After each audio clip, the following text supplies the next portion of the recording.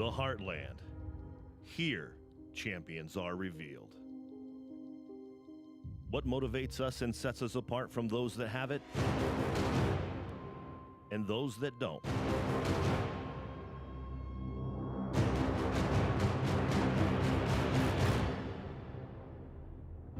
It's the presence of mind knowing that we've been there before and we will be there again.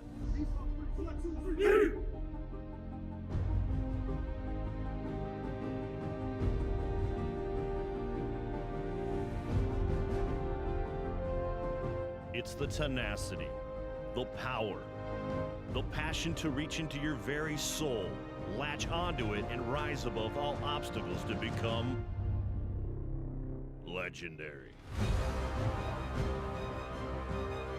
Our preparation,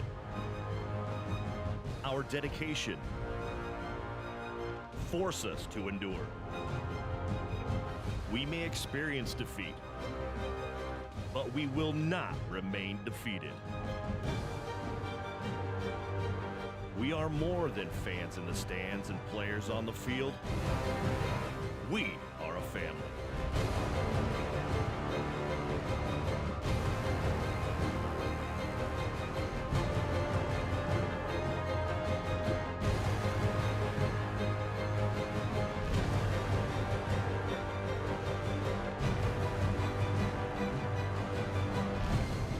This is our home, our team. This is the Slaughterhouse.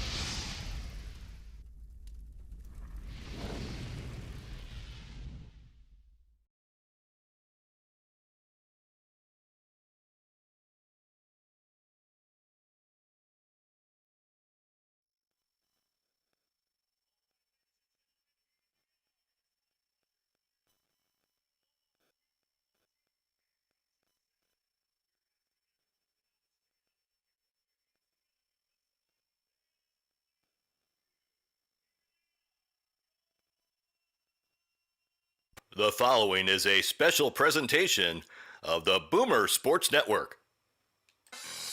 Ring your bell, stomp your feet. Everybody get ready for the Omaha beat. Possession, he wants to throw. Good time. He has a man downfield and touchdown. Completed. Football's what I come to see, and I'm hungry for some beef.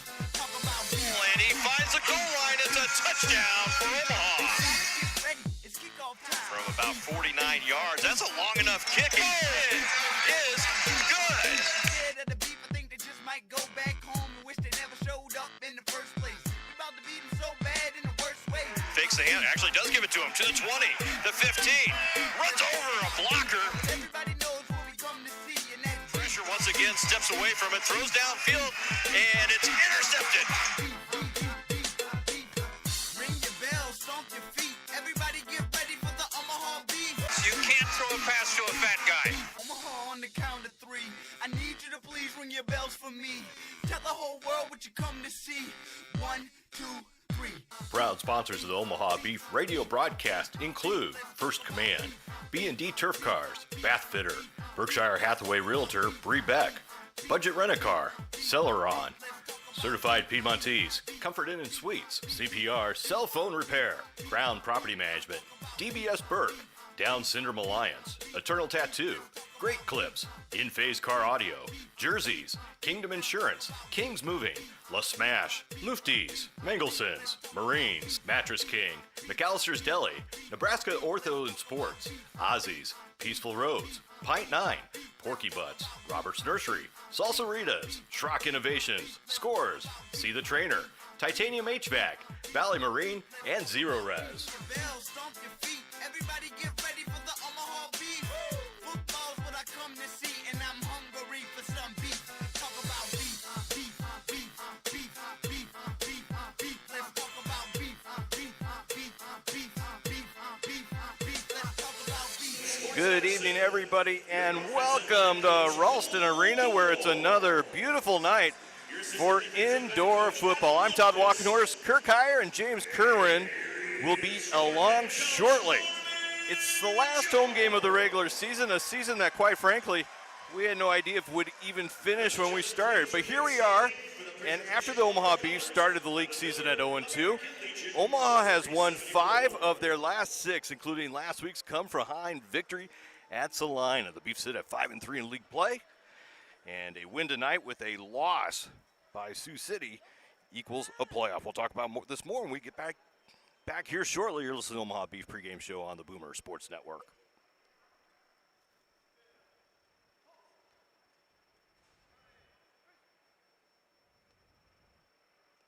Next time you're looking for a haircut, why not just get a haircut, get a great clip. If you have hair, they can help you out. Men, women, and kids. That covers pretty much all of us, where you can go to get today's newest hairstyles. They're open evenings, weekends. No appointments necessary. Perfect for those busy family schedules. Drop by. Great Clips, proud haircut sponsor of your Omaha Beef professional indoor football team. Nebraska Orthopedic and Sports Medicine, they strive to be a center of excellence for orthopedics and sports medicine. They're also the official doctors of the Omaha Beef professional indoor football team. They're a group of board-certified orthopedic physicians, many of whom have had fellowships or trained in subspecialty areas. Their physicians have trained among some of the top medicine experts and training facilities in the country. They place a great deal of value on each and every opportunity they have to assist patients regain their quality of life they deserve. Call them today, 402-488-3322. When I hired Bathfitter, I got a new bathtub that I love. It's made with the same quality materials they used in luxury hotels. It's great. Even my mom thinks so. I love your new tub, sweetie. Trouble is, when she visits, she thinks she's staying in a 5-star hotel. Could I get fresh towels? Yes, Mom! Mom. From luxury hotels to homeowners, Bathfitter exceeds expectations. Transform your bathroom in as little as one day. Visit bathfitter.com to learn more and book your free in-home consultation. We've all heard the old saying, you're the company that you keep, and in everything they do at Valley Marine, their goal is to be the company that you keep, that helpful friend you call with a problem, that place you just drop by to say hello and share a laugh. Their dealership is comprised of an incredible team of people, all boaters like yourselves, with a common purpose, to give you, the customer, the very best on water. It's simple, really, the golden rule. Treat others the way you would like to be treated. Call today, 402-704-4961, or visit their website at valleymarine.net. Everybody get ready for the Omaha Beef. Football's what I come to see, and I'm hungry for some beef.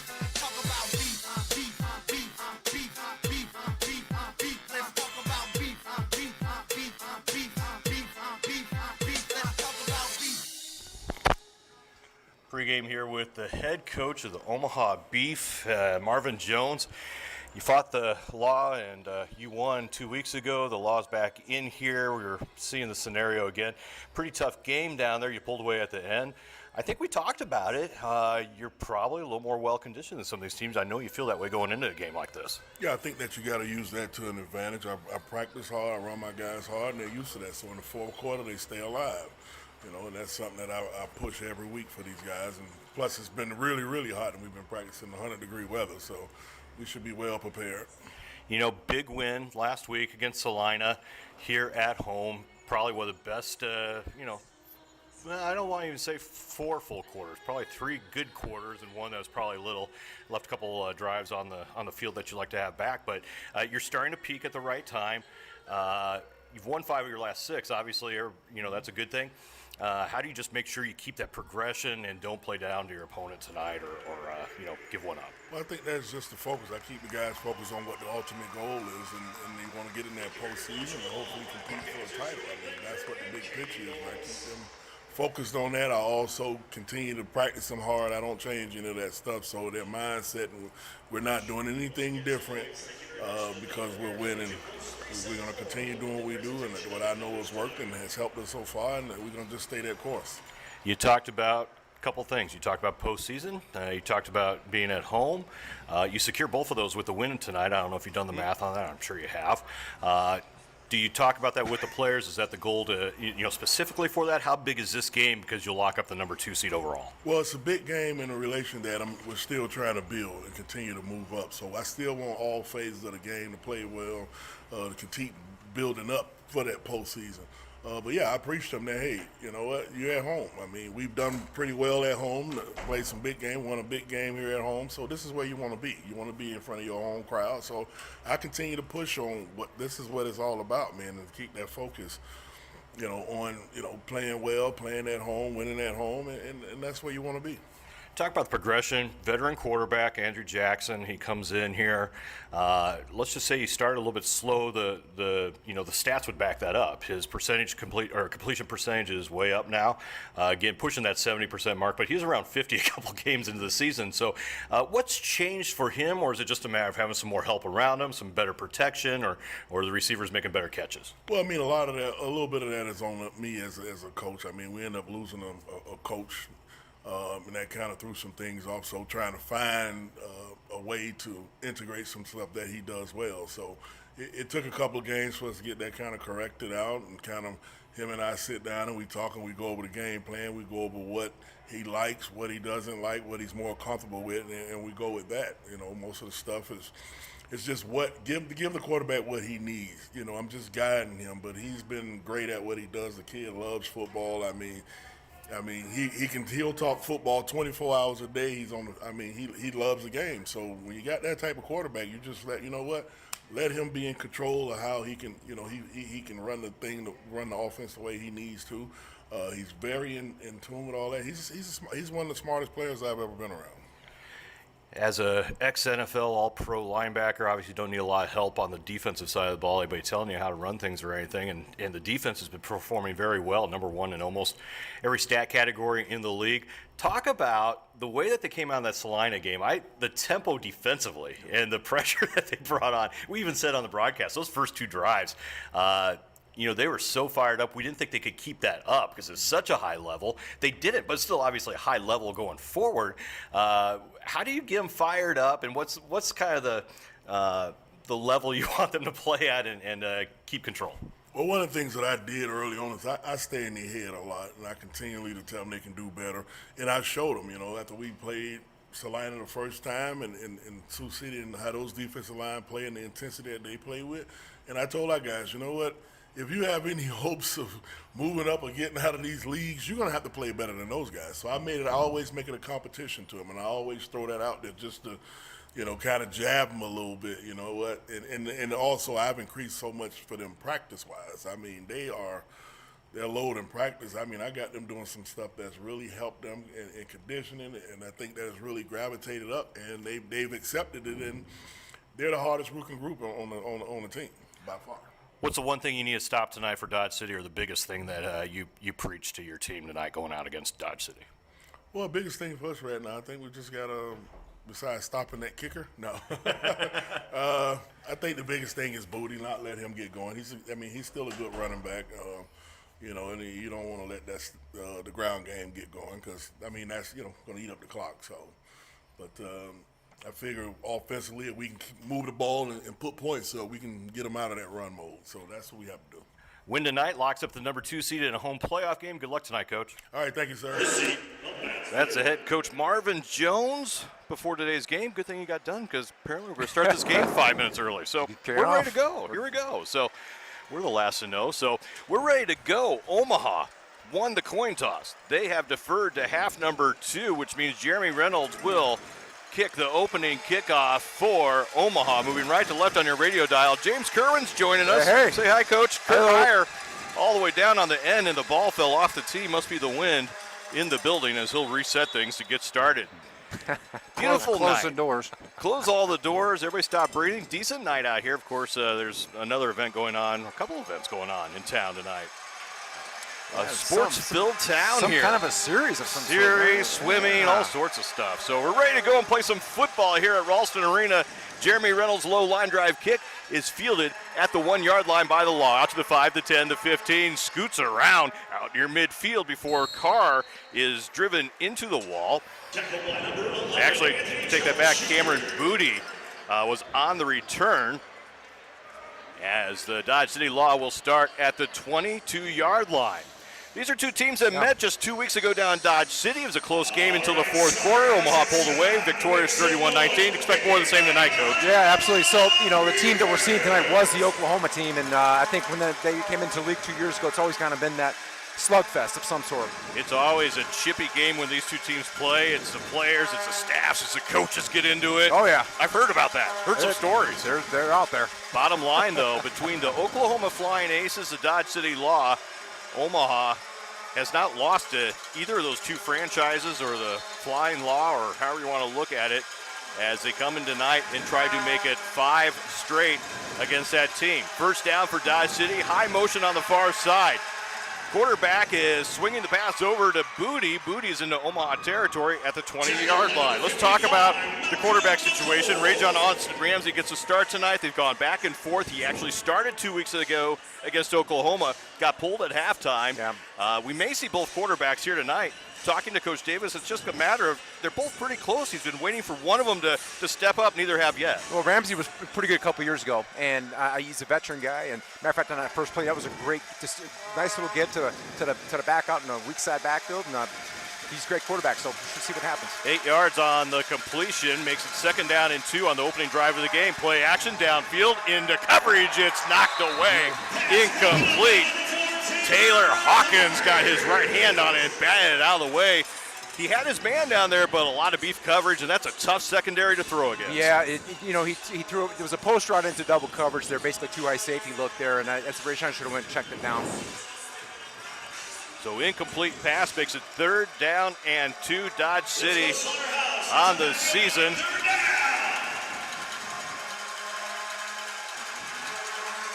Fourth place in the league on 3rd down conversions at 36%. They hand it off between the tackles. It's good for 3 yards as Booty gets the call, and they'll move the chains.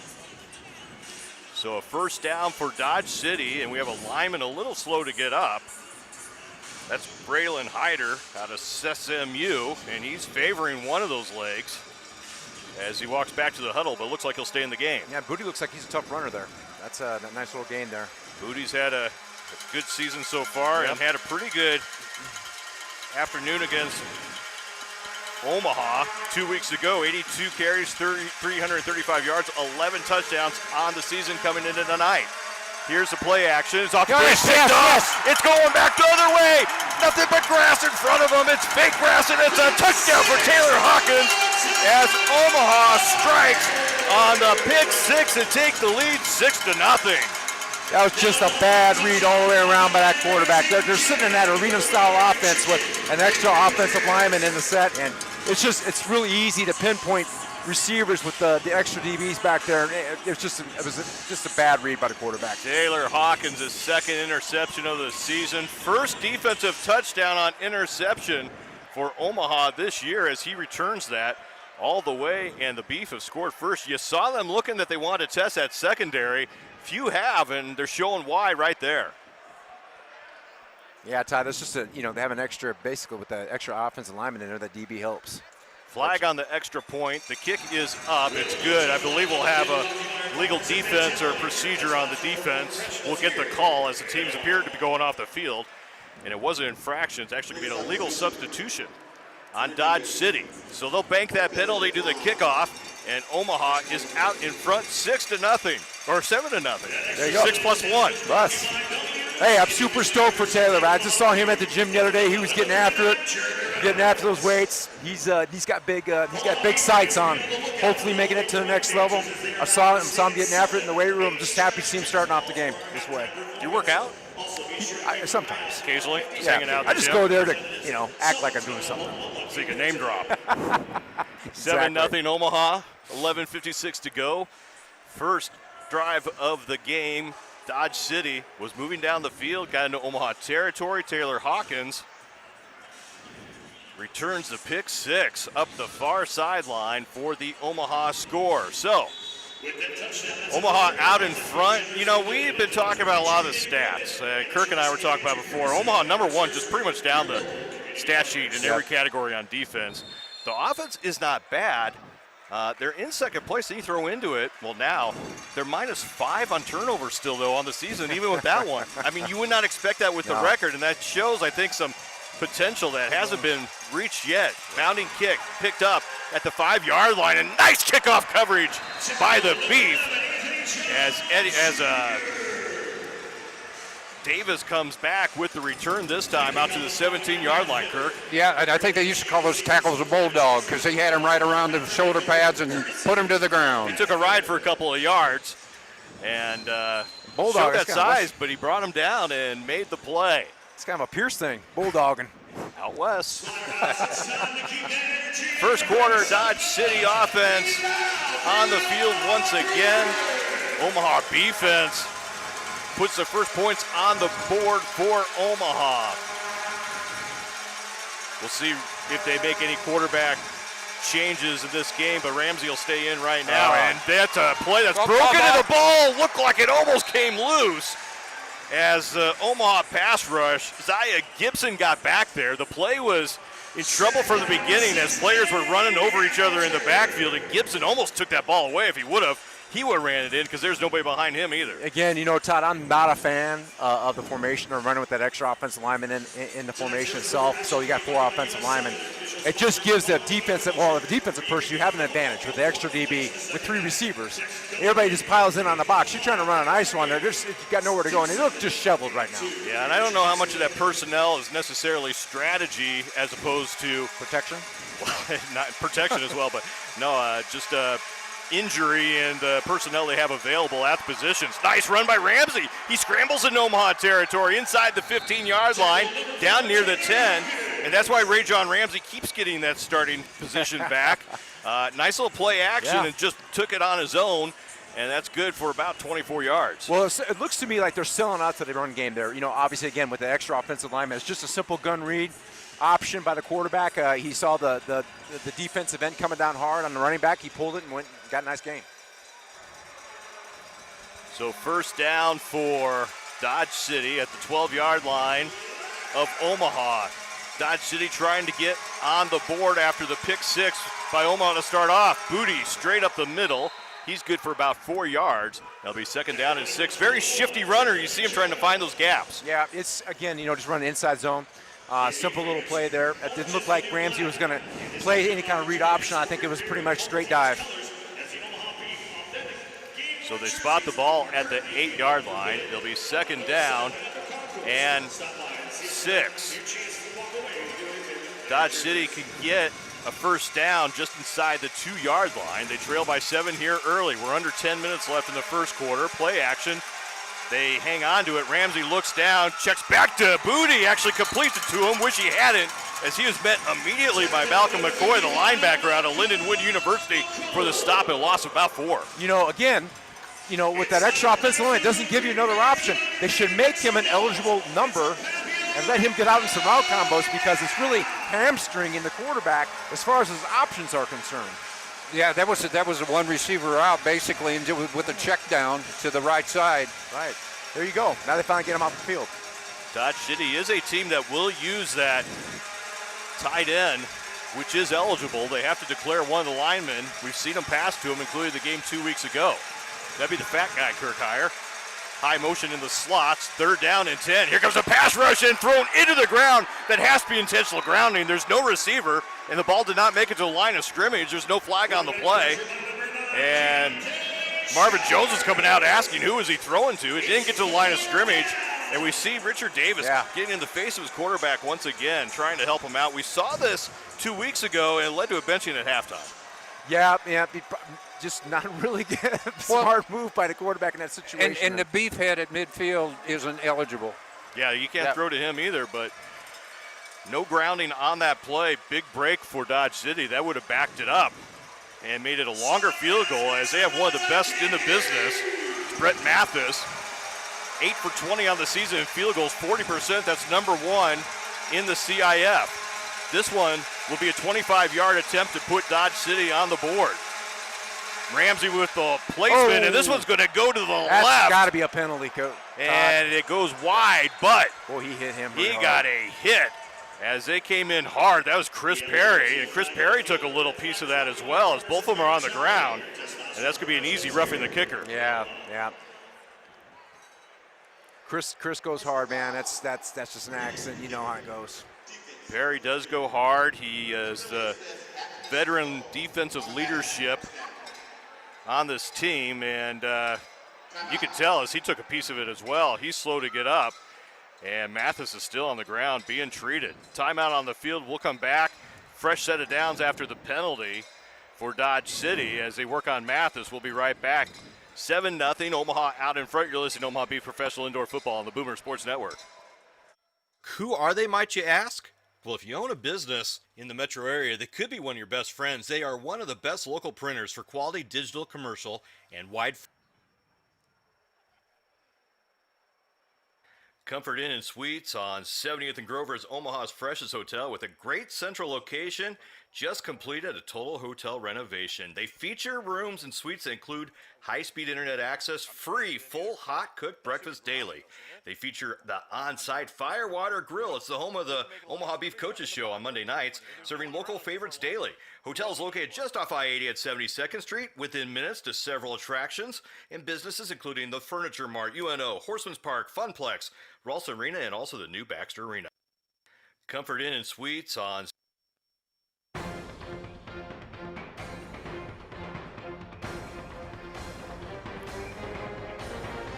So Brent Mathis gets hit very hard. You hear him getting up and getting applause from the crowd here in Omaha, but he is definitely in pain as he's being helped off the field, and that's not a good thing. And in indoor football, first off, you don't have a backup kicker. Right. You can imagine that's going to be an issue. But on top of that, he's a very good kicker. He leads the league in extra points. He leads the league in field goal percentage, but also that he's a guy that is a career leader all time in Unos with 5 in the CIF, and that's something the last few weeks that we've seen. They like to go and try to put a couple of those on the board, and usually they'll get some.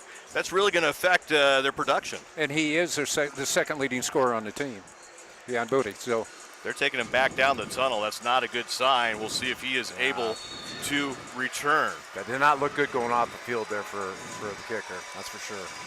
So personal foul, though, makes it first down and goal from the 6-yard line. We'll see if Dodge City can take advantage. They're going to need it. After that, loss of their kicker. Handoff is to Booty between the tackles. He gets maybe a yard just inside the 5. And it'll be second down and goal. Yeah, little counter action there. That lineman that's inside the gap was just kicking out that defensive end, but really the schematic side of it, I'm not sure who had the backer on that. well, that too, a little slide with they showed a good jump cut. Yep. Booty 11 touchdowns on the season, looking for his 12th. He may get an opportunity here. It's second down, goal to go from the 4-yard line. Ramsey stays in. He has a fullback in front of him. They look to run. They hand it to Booty. We have flags on the far side as Booty goes into the end zone. But I think this is going to come back out, as I'm not sure if that formation was legal. Yep, I didn't see it, Todd. I'm not sure if it was legal defense or for sure. Nope, it was on Omaha. Yep. And that will mean that the Booty touchdown will count as illegal defense. Number 4, not line up on receiver. That penalty decline. Touchdown. They do have a backup kicker, Todd. Didn't know that. Yeah, their quarterback. Yeah. Backup / emergency, and he's going to get a shot right here. That's Jalen Lowe. They'll bring him in. They'll see what they have, at least find out right here for the extra point. This is to tie the game up. It's the backup quarterback going to take the kick on the extra point. It's basically an 18-yard field goal. We'll see what he can do. Snap is high. The kick is up. Guess what? It is good. All they need. How about that? Yep. 6:25 remaining, quarter number 1. Boy, this is going to be a good one. 7-7. Omaha and Dodge City. We'll be right back. You're listening to Omaha Beef, professional indoor football on the Boomer Sports Network. Hey, you've got a car, but now we need to make it a cool car. One place to go in town, In Phase Car Audio. They've got you set up. You need an alarm. You need amplifiers, speakers. Let people know that you're coming. Radar detectors, LED lighting, safety solutions, and more. If you want to add it to your car, they have it at In Phase Car Audio. Visit their website, inphasecaraudio.com, or even better yet, stop by the store, 134th and L Street, inphasecaraudio.com. At First Command Financial Services, they are committed to coaching our nation's military families become financially disciplined and confident. They pride themselves on helping clients get financially squared away from the start of their military careers all the way to retirement and beyond.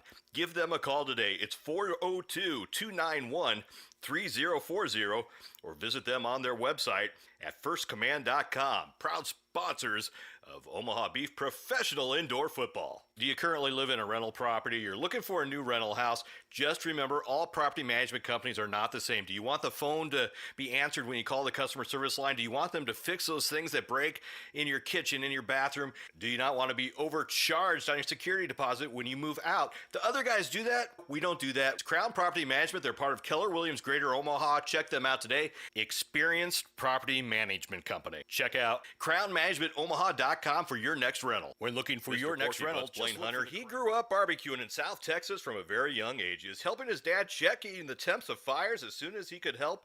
The passion that would happen in the world of low and smoke pit smoking. Over 27 years of experience combined with culinary education from Johnson & Wales and FVTC culinary schools, he started competing professionally in the barbecue circuit in 2013. 5 short years later, he's accumulated one of the most impressive resumes on the barbecue circuit across the country. You have to try it today.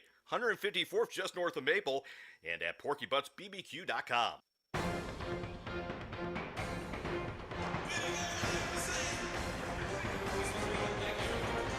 Welcome back to the Slaughterhouse Ralston Arena. Todd Walkenhorst, Kirk Heyer, James Kerwin, Tom Corritor offside support. Nick Burris back in network control here. Last regular season game at home for Omaha. Playoff implications as Sioux City has struck, or Salina struck first against Sioux City. So things working out so far down there in Salina, but it's going to be interesting to see how this kicker situation is going to play out here for Dodge City. So a quick scenario, Todd, with the playoffs. Beef win tonight. What that holds for them? Beef win tonight. Salina beats Sioux City, number 2 seed. Okay. Done. No matter what happens next week. In the I-29 rivalry, we're going to Sioux City. Are you coming? Of course. Oh, you're not going to miss that. That's a good time last time we were up there. Yelling at people. Oh, yeah, including us. That was fun. Love that guy. Yeah, it's a good time. 6:25 remaining first quarter. Lowe will kick. Not a bad kick. Finds the side board, and that will kill it, which is a good strategy. That's going to be a spot at the 12-yard line. You and I have actually talked when you were coaching this team, a couple of years ago. That's how I go about every kick. Absolutely, man. I mean, that just pins them right down there. That's the field position is perfect for the defense. 10-yard line's where you want this team. And you eliminate the return. Absolutely. It's a great kick. Jalen Rowe has came out and made a great impression so far. He may prevent himself from going in a quarterback now because you can't lose another kicker. No. So Omaha on the field offensively for the first time tonight. It's Andrew Jackson with the game tied at 7. Slot motion. They turn around. They pass it off to the far side. A quick pitch and catch as this one is completed. I have to say Tyler Jones, who's back on the far side, had a big touchdown last week, that game winner against Salina. Jaden Dobbs, number 7. I remember him from a couple of years ago. He's a good linebacker for Oklahoma. Very good linebacker. I did that all 2 weeks ago. It'll take you a little while. Jobs with a top 10 play. And that interception against Wichita as well. If you didn't see that, you'll want to see it down at the bouncy house. Completion to the near side, Norman Darden. That's going to be good for first down yardage. Pretty simple play there for Omaha. Just, the DBs for Dodge City just they're laying off about 6 yards. I mean, that's easy in this game, do a little hitch game. Nice and comfortable for the quarterback to get the ball out there. It's like running football. Get 5 yards, get a first down. They spotted at the 22-yard line. Jackson moving the ball downfield on the first offensive possession of the game. We're approaching 5 minutes to go here in the first quarter. Jackson, quick turn, throws again. He just goes to the other side to Jones. They want to work it back and forth. They're doing it right there. Another dozen yards, first down to the 15-yard line. And we've got a battle going in the backfield and flags coming out. Oh boy. As Marcus Owens was tangling up with Richard McHugh. And we talked about when you play teams that start to get a little desperate, you got to watch out. Yeah, coach from Dodge City wants him kicked out. He's doing the signal. Well, he knows that just causes problems for the commissioner once they start ejecting players. So back to the schematics here. So Dodge City's DBs, right? They're not pressing. They're playing 6 yards off. Again, this is a 50-yard field. Playing 6 yards off like that's like playing 12 yards off outdoors. I see the math. I see what you did there. Yeah, they're just giving them the first downs. They got to tighten it up. So Richard Davis wanted ejections. That foul causes him to be ejected from the game. Wow. I guess Coach Davis got what he wanted. So Marcus Owens, the starting center for Omaha, has been ejected based on the foul. And I didn't really catch what exactly happened, but here's the problem. He is out this game plus all of next game for an ejection.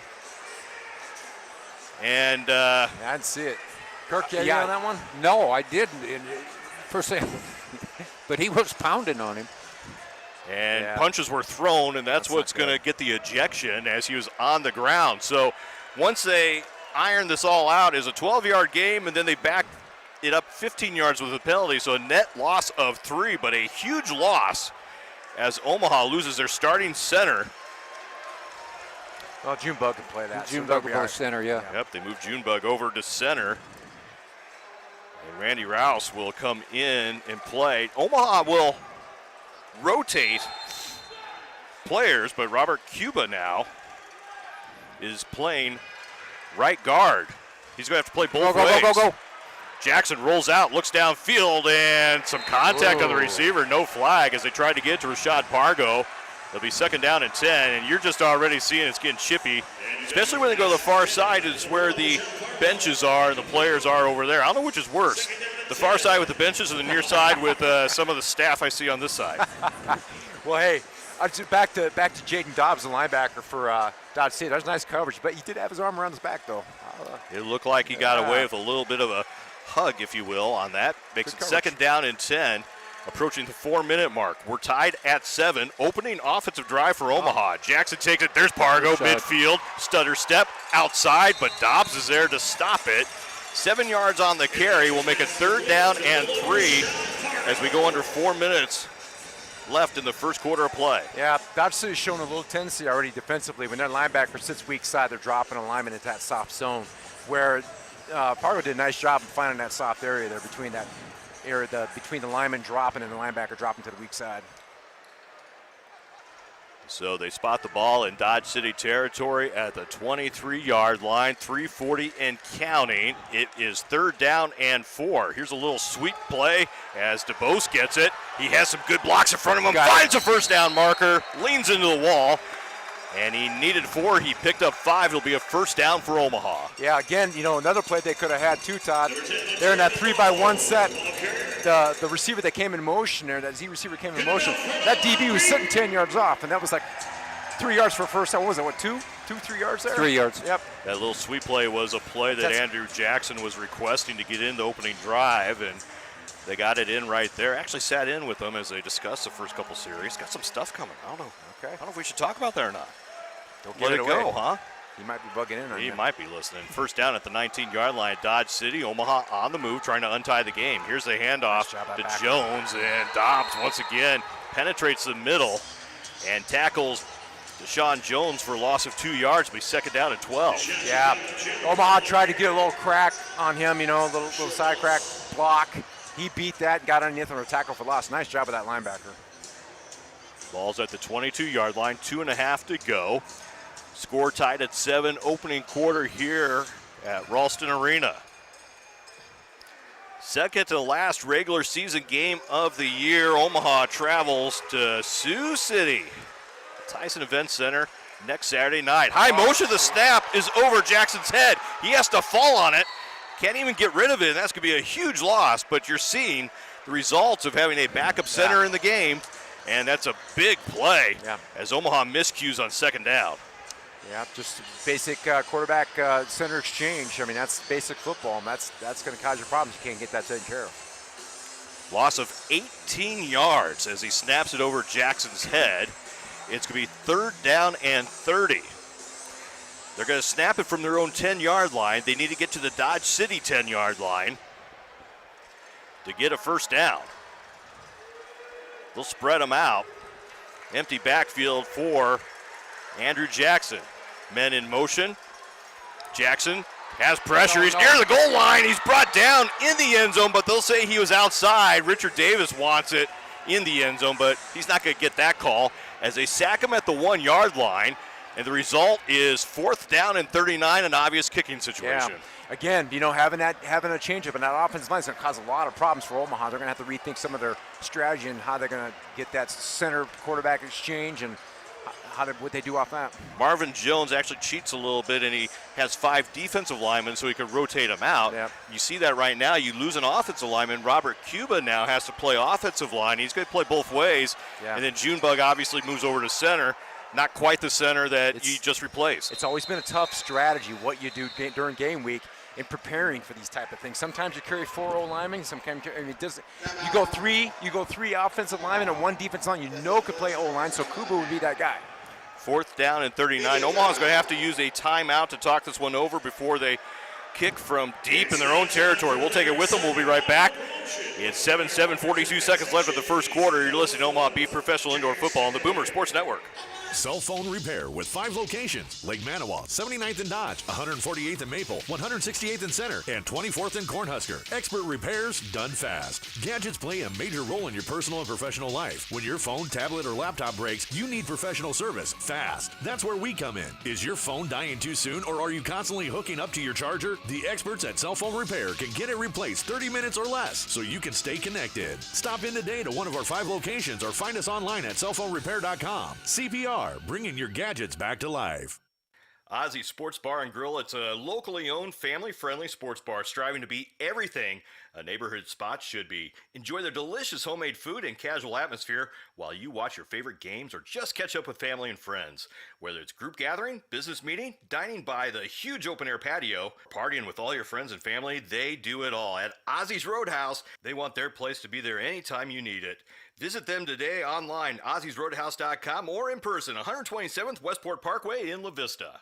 Attention craft beer fans, at Pint 9, they're committed to tradition and innovation. They stand on the tradition of brewers before them to create aroma-driven American ales and complex Belgian beers. They appreciate fine German lagers and English session ales, but they also crave the innovation of one-off batches and barrel aging. Their beers are highly fermentable and highly digestible while being scientifically sound and artfully executed. They hope you enjoy drinking their beers as much as they enjoy brewing them. Visit their website today. It's pint9brewing.com. Cheers.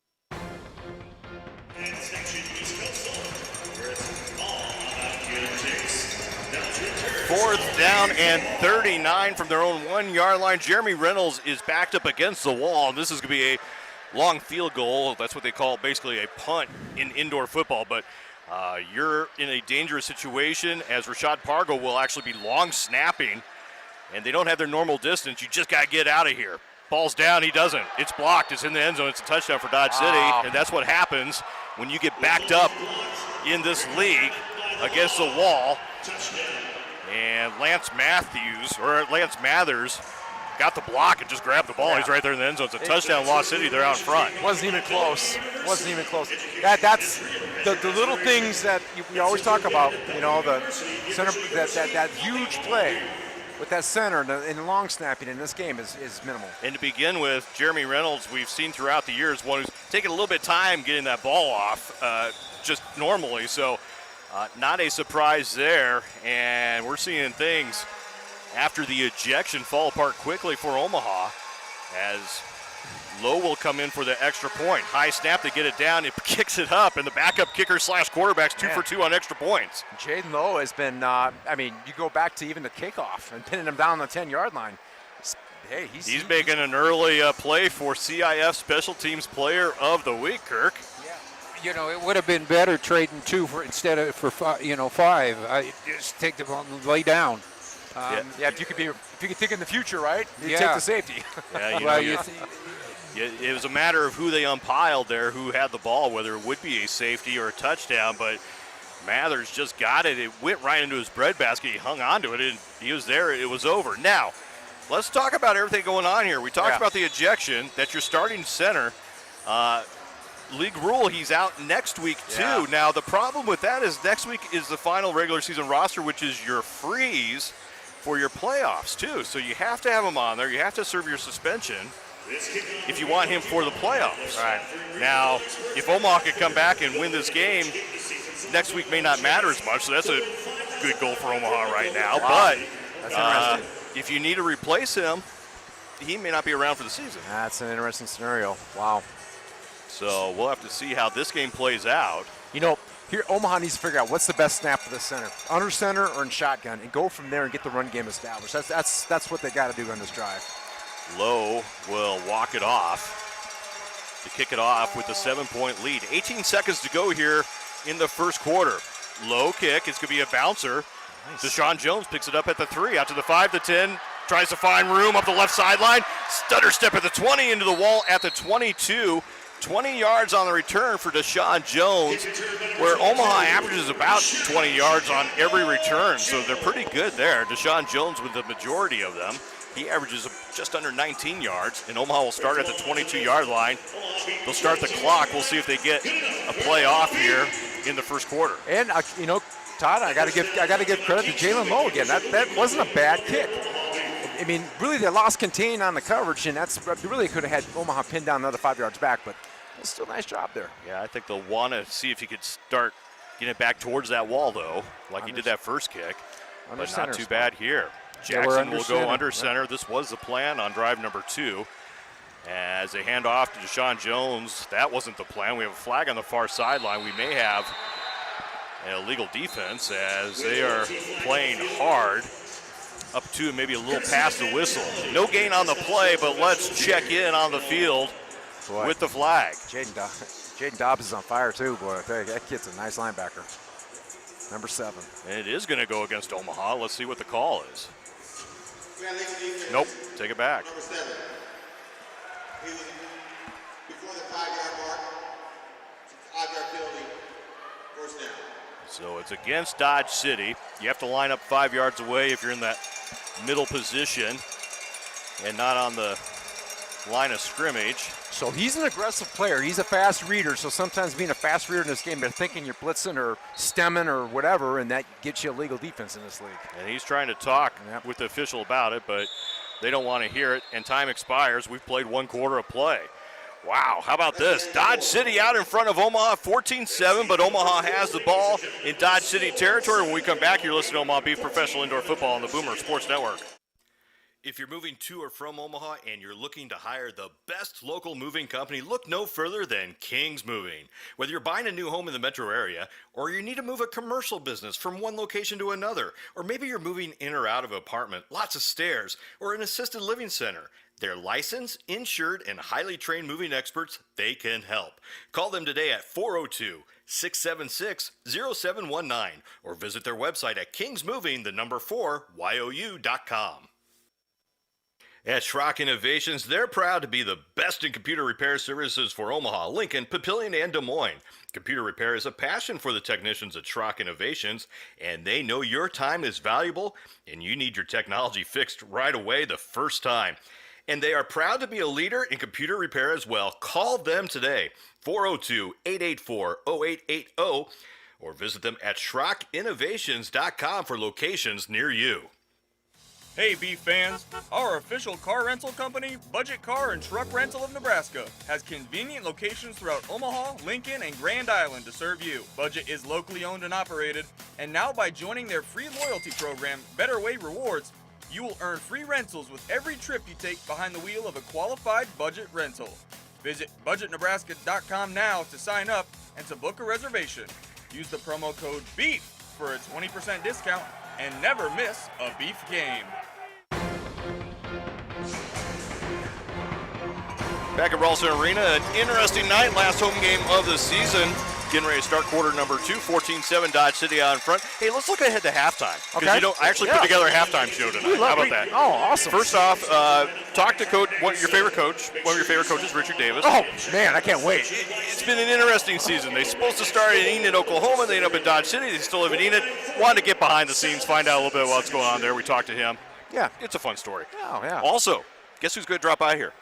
Jim Kelter, the original voice of the Omaha Beef. It's alumni night. I love Jim's dropping by. I haven't seen him in a year or so, but I've worked with him quite a bit over the years. Looking forward to having Jim Kelter in here at halftime as well. We'll check the other scores in the league, most specifically. Well, only one other game, the one in Salina, where Salina was out in front. But Omaha, more importantly, needs to win here. If there's anybody's buried in radio, Jim Kilter will know where they are. Oh, I'll tell you what, man. He's been around.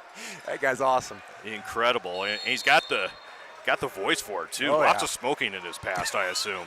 Under center, first and goal. First and 5, and we've got movement before. This should go against Dodge City as they jumped early. And 2 illegal defense penalties will result in first down for Omaha. Discipline, man. That's you gotta play with discipline, fellas.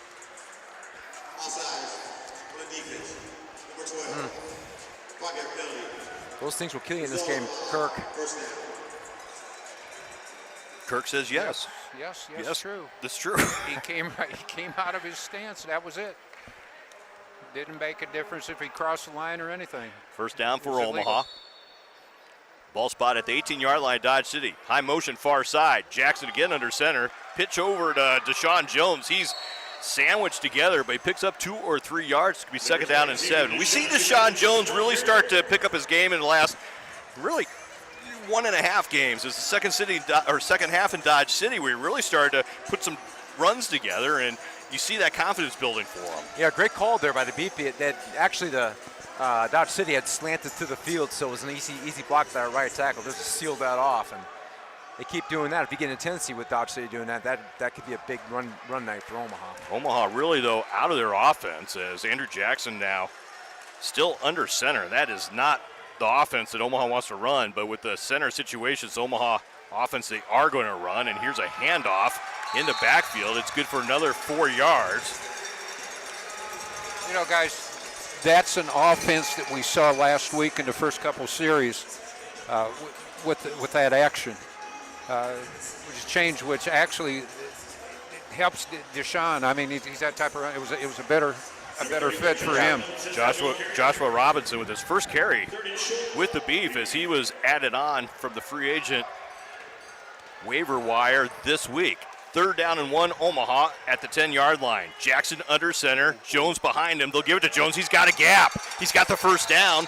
Good for 4 yards down to the 6-yard line. It'll be first and goal for Omaha. Yeah, that little off-tackle play they're playing there right now, it's pretty good. Sustained away from the linebacker, Jaden Dobbs. They're able to, that's their best defensive player, and they're doing things to get him out of the action. Well, they had the high motion man sealing on the linebacker. Right. Yep. So Omaha looking for their first offensive touchdown. The first one was a pick 6 by Taylor Hawkins on the first drive of the game against Dodge City's offense. They're 6 yards away. It's first and goal. Just under 13 minutes to go in the second quarter of play. 2 wideouts on each side as we've got flags once again. And we may have, we have delay a game against Omaha. Well, they're keeping it simple, Todd. They're doing toss right, toss left. They're running some jet motion in there to keep everybody honest and playing inside zone or isolating Dobbs. Another fundamental mistake, though, a delay of game when you have second and goal, actually first and goal, and it backs you up 5 yards. And we're not seeing the pass-happy attack right now where sometimes, backing up a little bit down there helps you out. Well, you see Omaha having to keep it on the ground now. Yeah, he has to be under center. He's not in gun, which I know, they're more comfortable being in gun. So it kind of eliminates a couple things they want to do. Trips to the near side, 2 men in motion. They'll pitch it back to Joshua Robinson as he powers down to the 5-yard line. Gains 6 yards. Will be second and goal from the 5. Here's where Dodge City's making a mistake on these tosses, that they keep slanting inside. And what's happening is with them slanting inside, they lose the edge with that defensive end, and then the receiver's cracking on Dobbs, the linebacker, and it's sealing it off. So that's kind of a nice little scheme so far for Omaha. Robinson, wide receiver out of Mississippi State, had a cup of tea with the Indianapolis Colts. Was with West Texas. Is it Sweet Tea? Was West Texas Warbirds for that first round of the state championship games down in Texas. Left and came here, Pargo.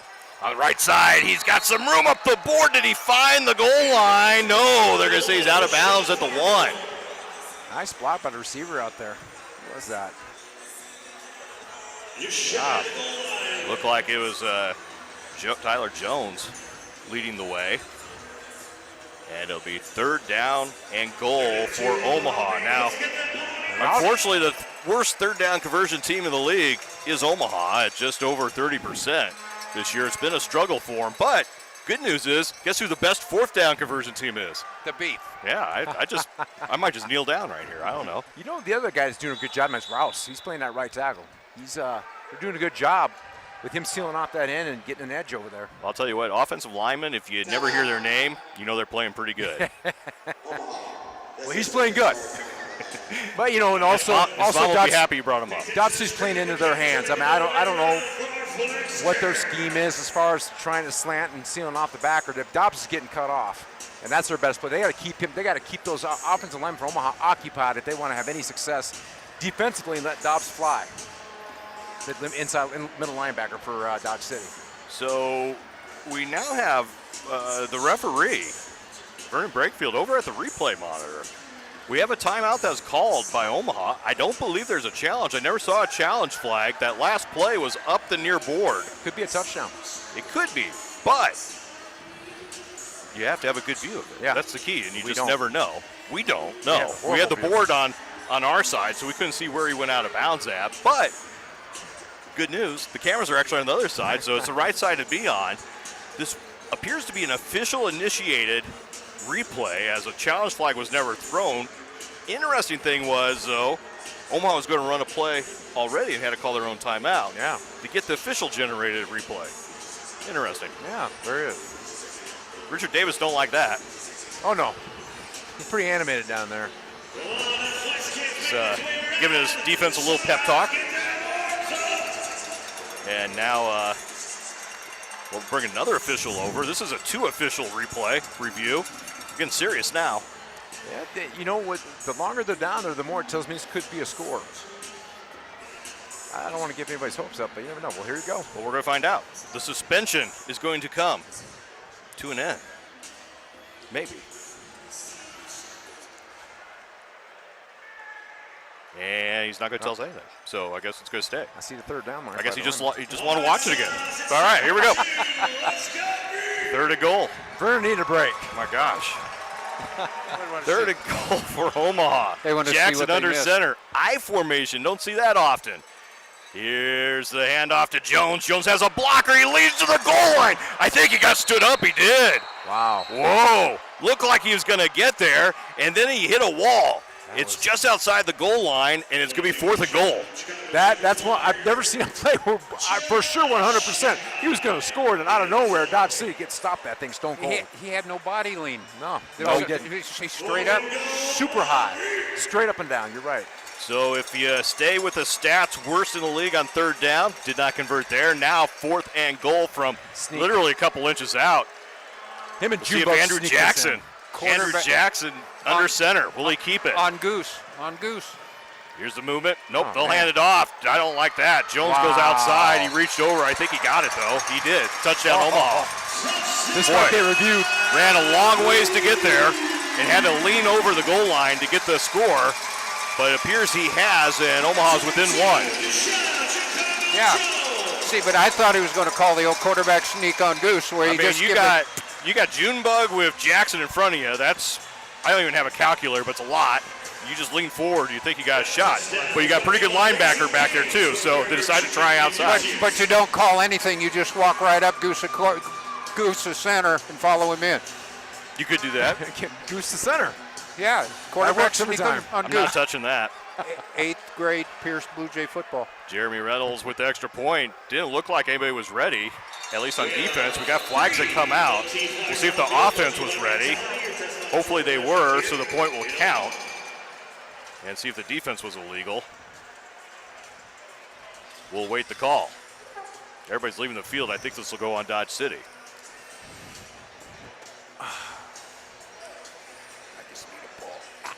There we got it. So they'll discuss it, and we await. Legal defense. Number 12. That penalty declined. Here's the point is good. Calls against Dodge City, so that will be a penalty. They'll be banked to the kickoff. And we're tied up at 14. If you're Jeremy Reynolds, you've got to be making the kicks. Yeah. When the kicker on the other side is the backup quarterback making the kicks. Should motivate him. It should motivate him. Absolutely. That could be embarrassing if you get out kicked. Well, now let's see what kind of offense we got coming here. This should be interesting to see what Dodge City comes out and does here. If they can, depends on field position obviously, but if they can drive this field, this could be a momentum builder for them. You know, and Kirk Hire, this is something that we've talked about. We've seen in a lot of games. Omaha has had chances to really either build momentum or put some space between themselves and opponents. It seems like those opportunities, they just haven't been able to take advantage of them for the most part. No, they haven't. You know, and I mean, even same last week. We started the first two series on defense, you know, just guns out, and here, interception, you know, pretty much on their first offensive play. So the offense for Omaha not running on all cylinders. Some of it is the ejection to Marcus Owens. If you joined us late, that's the starting center for Omaha. He is out, likely out for the next game as well. And it's really shaking up everything as far as timing and personnel on that offensive line. We've seen that. That's the first offensive touchdown for Omaha. 9:23 remaining in the second quarter. Yeah, offensively, Omaha's going to have to grind it out and just play basic fundamental football with that quarterback-center exchange. That's such an important part of the game, and I think they did a great job with them getting under center and just establishing the run game and just doing things that are simplified, just move the ball up and down the field. I don't know how much electricity they're going to have tonight with him being in gun and throwing the ball deep, but if Omaha can maintain a good defensive stand and them driving the field out there, they should be okay. Down in Salina, they're tied up at 7 in the second quarter. So a couple of good CIF football games here on this Saturday night in June. Second to last week of the regular season. One more game this week will be on Monday night as Wyoming and Wichita will play at the Big Bouncy House down in Wichita.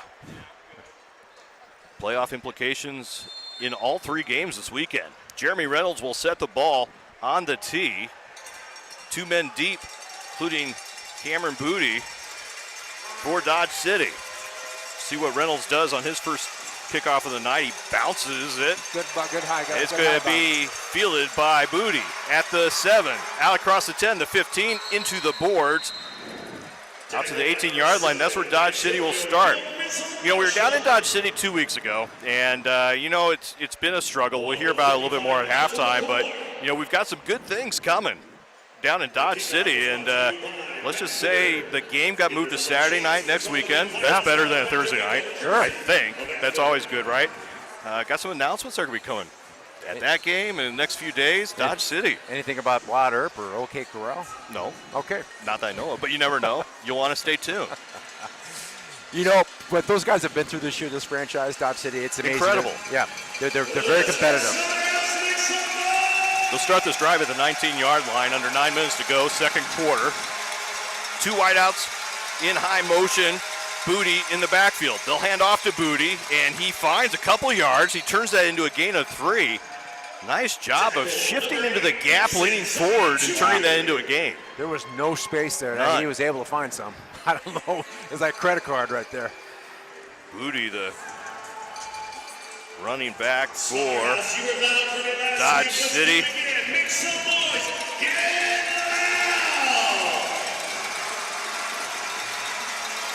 Actually, I take that back. I think that's Josh Stewart who checked in the game out of Oklahoma State in the backfield with them. These jerseys are difficult to read the numbers, especially on the front when they're coming at you. At least they have numbers on the front. They have a version that does not. Spin move in the back as Ramsey is sacked. Bad yard on the carry. Bad read by Ramsey there. He should have gave it to the back. That defensive end was playing the quarterback. And just not a good read there. Actually, probably even a better play by that defensive end. Slow playing it, making him guess. Little RPO to the right side and picked the wrong O as he hung on to that for no gain. 3rd down and 7. Forthcoming for the law. You hear the slaughterhouse turning up the noise. They spot the ball at the 21-yard line. They need to get to the 23-yard line of Omaha. High motion, empty backfield. Ramsey has it batted out of the air. It's incomplete. Isaiah Gibson got his hand on it and knocks it to the ground. It's going to be 4th down for Dodge City. Now what do you do? Kick.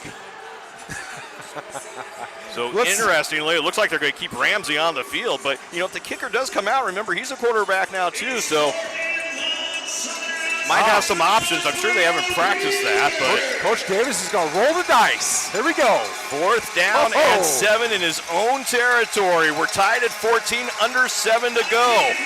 4 wide set. Empty backfield. Ramsey puts the slot receivers in high motion. Drops back. Here comes a pass rush. Has time. Checks off. It's incomplete to nobody. They were not on the same page, and Omaha has held on defense and will get the ball. I don't know, Todd. In that situation that Dodge City's in, I would at least kicked it. Maybe they don't make it, but at least they pin Omaha down. Now Omaha's got great field position. So we'll see if Omaha can take advantage, as the offense has been stuttering a little bit so far because of the issues we've been discussing since the opening drive. They'll take over at the 21-yard line of Dodge City. 6:41, they'll start the clock as we approach halftime. Should be a toss right. Deshaun Jones in the backfield, 2 wideouts on the near side. Jones, Tyler that is, in the slot. Play action. Jackson has time, now is being chased, has to get rid of it. It's complete to Deshaun Jones, and that's going to be good for a yard or two. It'll be 2nd down. Good coverage by Dodge City there.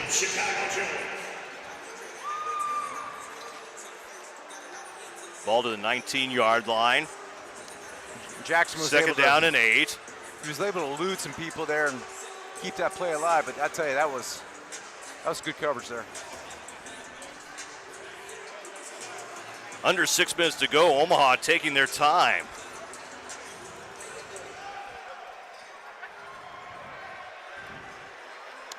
At the 19-yard line, 5:40, play clock down to 5. Omaha snaps the ball, hands off to Deshaun Jones up the middle. He picks up 4 or 5 before he gets stacked up. It's going to be 3rd down and about 4. So they're down to the 14-yard line of Dodge City. Jeremy Reynolds, reigning special teams player of the week. Yeah. He's a special player of the week. It's very special. Very special. 2nd time he wins that award. It's a special dialogue going on the sideline, too. There is some action going on. I can't quite tell who it involves, but it seems to be somebody on the bench or VIP area. Yeah. On the near side. I can't see from our vantage point. High motion. 3rd down and 3. Jackson is unable to find Jones on the far side. Deshaun Jones, as he had a little bit of pressure, and put it on the ground. So Omaha now is going to have a 4th down, and Marvin Jones is going to send out Jeremy Reynolds. Yeah, Richard Mitchell did a nice job of getting his big hit, hand mitts up there and knocking that ball down. So this is a change of philosophy in the last few weeks for Marvin Jones. He's trying to take advantage of a pretty good kicker. Yeah, since I've been here, this is a huge change. Yeah, it's a big change. You saw the before effects as they went for all of them. Jeremy Reynolds comes in. He's 5 for 16 on the season. Remember, all kicks count, though. Actually, 5 for 17 on that previous one. That's well under 30 or 40%. Placement's down. This one from 29 yards is up, and it is good. 4:08 remaining here till halftime. Omaha out in front, 17-0. Timeout on the field. We'll take it with them. We'll be right back. You're listening to Omaha Beef Professional Indoor Football on the Boomer Sports Network.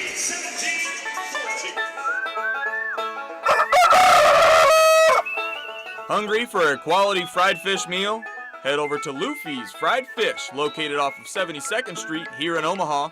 Luffy serves a variety of appetizing dishes that will satisfy your hunger. Enjoy your meal and leave fully satisfied. Luffy's Fried Fish, proud sponsor of the Omaha Beef.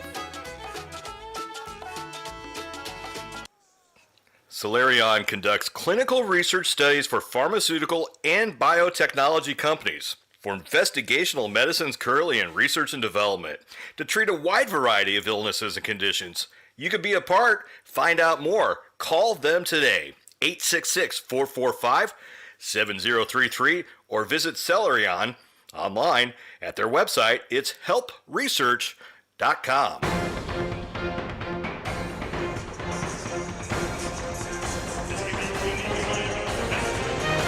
Reynolds good for 29 yards out. That's his 6th field goal of the season. It puts Omaha out in front, 17-14 with 4:04 remaining here in the first half. Reynolds will kick off for Omaha, moving left to right on your Boomer sports dial. Low bouncing kick will be fielded at the 8. Out to the 10 to 15, spins around and stopped at the 19-yard line. And that's where Dodge City will begin. Yeah, Zuri Davis was looked unsure with that return there. 2 guys in the backfield. Yeah. Davis is usually the blocker, but he ended up with the ball, and his partner back there actually fell to the ground, didn't know what to do with it. As he brought out, they'll give him the 20 on the return. So 4 minutes to go. Clock should be running.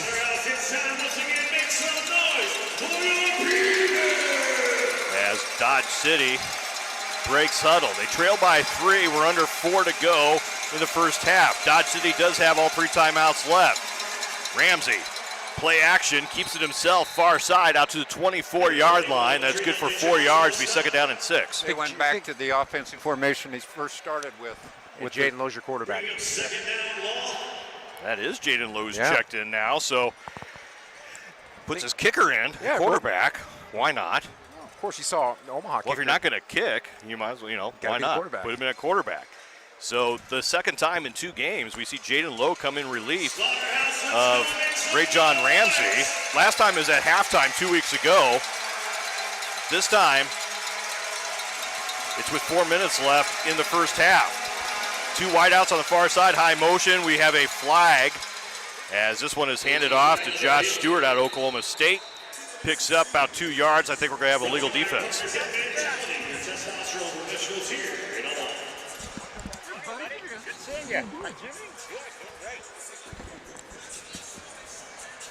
So we await the call on the field.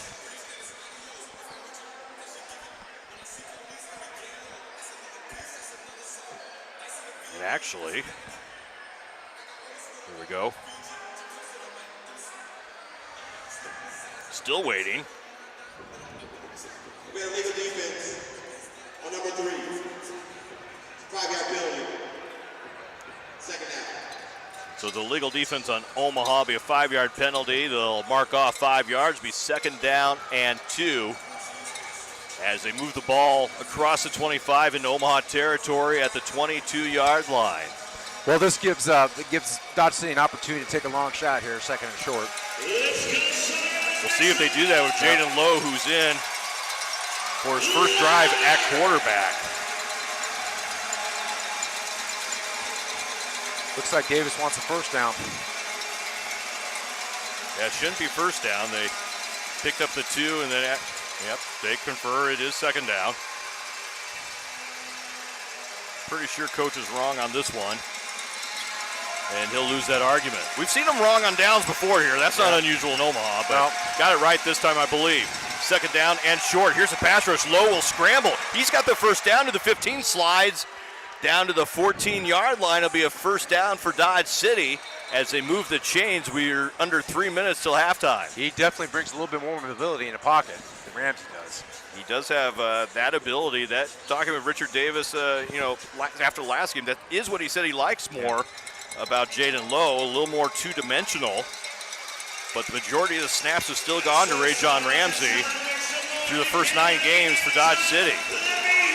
Under 2.5. First down for Dodge City at the 15-yard line. Slaughterhouse is turning up the noise. High motion handoff is to Stewart. Stewart has 2 yards, still fighting. Maybe gets 2.5 or 3. It'll be second down and 7. Yep, the Beef defense have to be a little bit more disciplined with this quarterback, and it keeps them a little more honest there. So I can see a little bit of gaps opening up here and there. Under 2 minutes to go till halftime. 3 timeouts still for Dodge City. There will be the stoppage at the 1-minute warning. Second down and 7. Beef trying to hang on to a 3-point advantage. Reminder, stick around halftime. The original voice of the Omaha Beef, Jim Kelter, coming up to join us at halftime. Yes, sir. Among other things, talk about this first half as well. High motion, far side, fake. Lowe keeps it. Quarterback keeper. He's getting stacked up, but turns it into about 2 yards as he goes down to the 10-yard line. It's be second down, make it 3rd down and 5. As I think Richard Davis will take this to the 1-minute warning.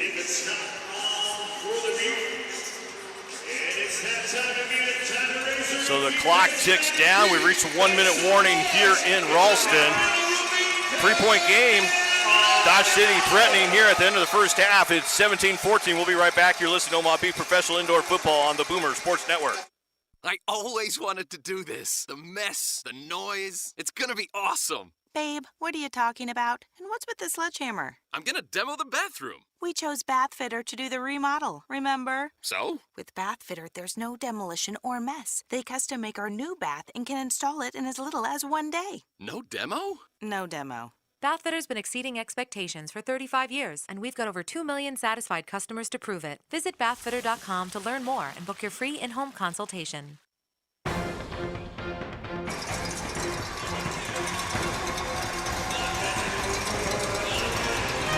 raucous night at the Slaughterhouse. You'd expect nothing else when the Flying Laws, Dodge City, Enid, Oklahoma, whatever they are, coming to town. Every time these two franchises have met, this is the type of game we've seen. Omaha has won them all, but they've all been close and down to the fourth quarter. It's always been a battle between these two teams, whether they were Oklahoma or Dodge City.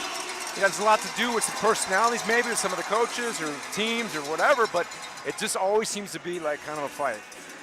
Personalities, huh? Yeah, past owners. I mean, you never know. Referees, it doesn't matter. Everybody's out here just. You've been involved in a little of that. There was a few things in the past. But you know what? The Beef's always going to come out top. They're down and 5. Ball is spotted at the 10. Kirk knows a little bit about that. Yeah. Well, we're 3-0 against them. You know, we won all 3. And won this year as well. So 4-0 lifetime, 3 in 2019, 1 in 2021 in Dodge City. I don't know how those stats, if they carry over, like the Cleveland, Baltimore NFL stats, or how that works. We'll have to figure that out. If someone has control of that. Maybe someone should do it. That's just what I need is more work. 17-14. 3rd and 5. They'll pitch it out. Stewart, he's got room. First down. End zone. Did he get it? I think he did. He did. Nice play by Dodge City. Really was. They were in a. They had both the receivers going basically motion to a quad set, and they did a real quick pitch out there. So I've seen teams do that in the past, but not this far out. Untouched. Josh Stewart, his first touchdown of the season out of Oklahoma State.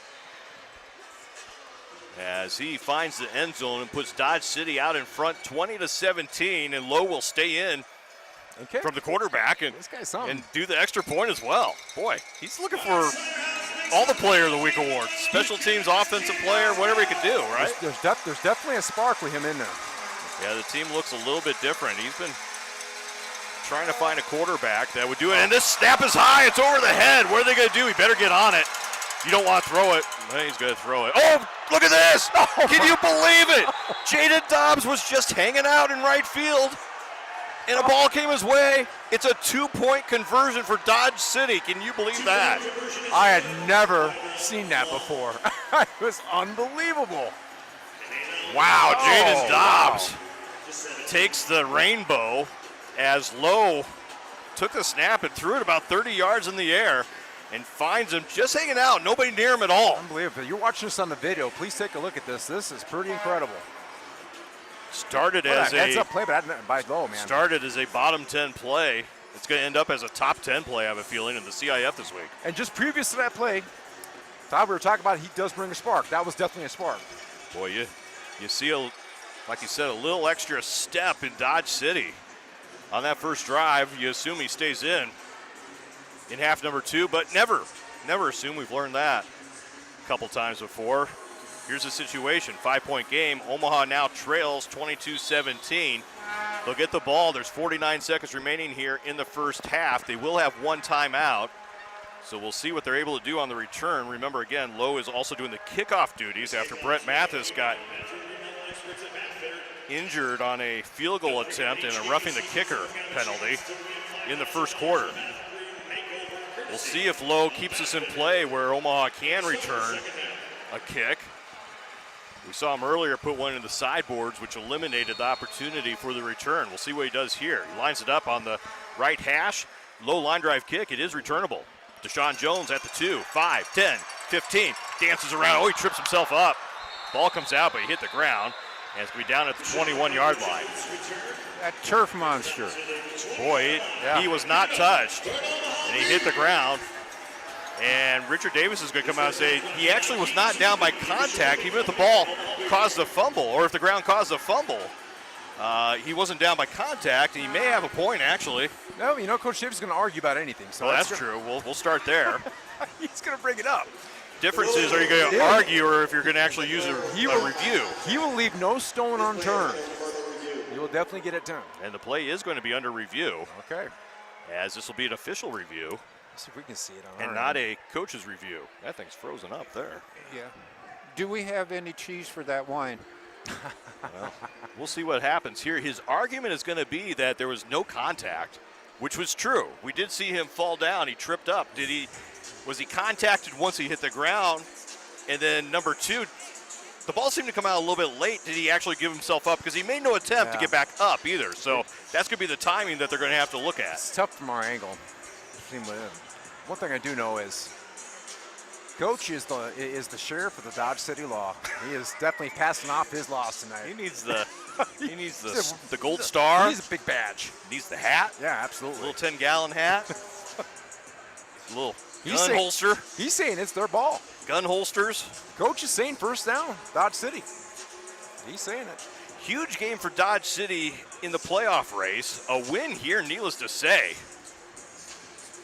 would put Dodge City in pretty good position to make the playoff tournament. After further review, the player was down by contact. Not going to go his way. First down, Heath. They're going to say that a player got him while he's on the ground. A player didn't bring him down, but a player did contact him at some point, and this ball's going to stay with Omaha. Big break for Omaha. They would turn it over right there. This could have got ugly quick. Reminder, Omaha will get the ball to start the second half, so points here with 45 seconds left in the first half. Vital for Omaha. Jackson still has to work from under center. Two wideouts in motion. Tyler Jones complete on the near side into Dodge City territory. Reaches the ball over the wall to stop the clock. Gain of 6 yards, and it's going to be second down and 4. Tyler Jones, those two big catches on that final drive against Salina, including the go-ahead touchdown with 14 seconds to go last week. Yep, they're going to play it safe, on the boards there, so they got regular timing rules now, so they can get it out of bounds. One timeout for Omaha, and Jeremy Reynolds, their special teams player of the week, who's already made a field goal in the first half, if needed. Again, under center. Jackson throws down, wants Rashad Pargo, and he can't hook up with him. Timing was off. Jaden Dobbs in the backfield meets Andrew Jackson. Been putting pressure on him the whole first half. Yeah, Dobbs did a great job putting pressure on him, and he had to throw it up. So we're down to 34 seconds remaining, and now it gets a little interesting too. You mentioned timing rules here. If Omaha tries another pass, stops the clock, Dodge City actually could get the ball back, and you never know what's going to happen on a kick in the indoor game. And they got 3 timeouts. They got 3 timeouts and a 5-point lead. Here's the high motion. Jackson, pass rush once again. Buys a little extra time, looks downfield, has a man, DeBose, inside the 10, it's complete. He's going to get down to the 6-yard line. It's going to be first and goal, Omaha. And nice job of Andrew Jackson buying a little extra time. He's not going to scramble hard, but when he does, it's special.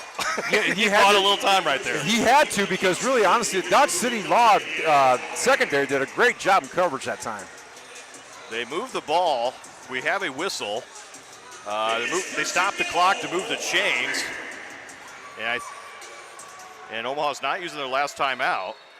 They'll run the clock now. And Jackson is under center. Takes it, quick pass, Juan DeBose again. He didn't turn around in time. There's contact in the corner, but no flag. It will be second and goal with 20 seconds. Yeah. Jackson's got to get that. He's trying to get that ball up pretty quick because the defensive line of Dodge City plus the linebacker Dobbs just putting a ton of pressure on him. So they respot the ball at the 7, second down and goal. 20 seconds to go in the first half of play. Stick around for the Crown Property Management halftime show. Lots going on tonight in the CIF. Play clock's down to 10. Omaha's going to have to hurry up. They break the huddle. Play clock's down to 5. Jackson under center, trips to the near side. Snaps the ball. Quick drop, throws the end zone. Look for DeBose again, but there's contact. They held him. And luckily, he was held, but that ball was out of play, and DeBose didn't even know it was coming. So fortunate they're going to get the call here, but still ran some clock off. Looks like it's going to be first and goal for Omaha, though, from the goal line. Again, Jackson's just not in sync because, one, he's under center. Two, they've got a ton of pressure that they're bringing with that defensive line and linebacker, and he's just not on his game. So they actually call it a holding instead of pass interference. That'll be half the distance instead of a spot foul, which means that they will mark it down to the 3-yard line. It'll be first and goal for Omaha. 17 seconds remain. One timeout for Omaha once again. Omaha trying to see if they can somehow get the lead going in the locker room. They trail by 5. And we do get the second half kickoff. And they get the second half kickoff as well. They'll load up the right side. Tyler Jones and Rashad Pargo. I formation, Tyler Jones in motion. They go the left side. We have a flag on the play. Deshaun Jones lowers his shoulder, can't get there. He gets down to about the 2. We'll check the flag. Marvin Jones wants to use that timeout. We'll sort it all out. Possible legal defense. I'm not sure. It's a legal defense. It'll end up being about the same place.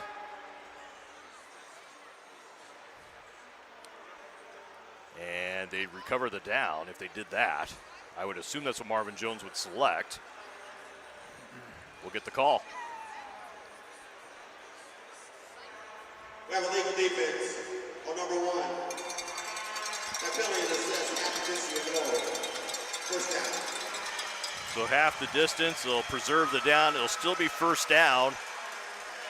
And the ball now just inside the 2-yard line. You assume they aren't going to run. Marvin Jones doesn't have to use the timeout as they stop the clock to sort out the penalty. Going to need to snap it quick. Clock is running. Should have been running. Is not running. Oh, well. Hands off to Jones. Jones breaks the plane, and it's a touchdown. Omaha with the touchdown to go ahead with 6 seconds remaining here in the first half. It's 23-22, and we see the athletic ability of Joshua Robinson, who led the block in. It's a backflips coming out of the pile. There you go. Those old school ISO. That's all you need down there on that 2-3-yard line.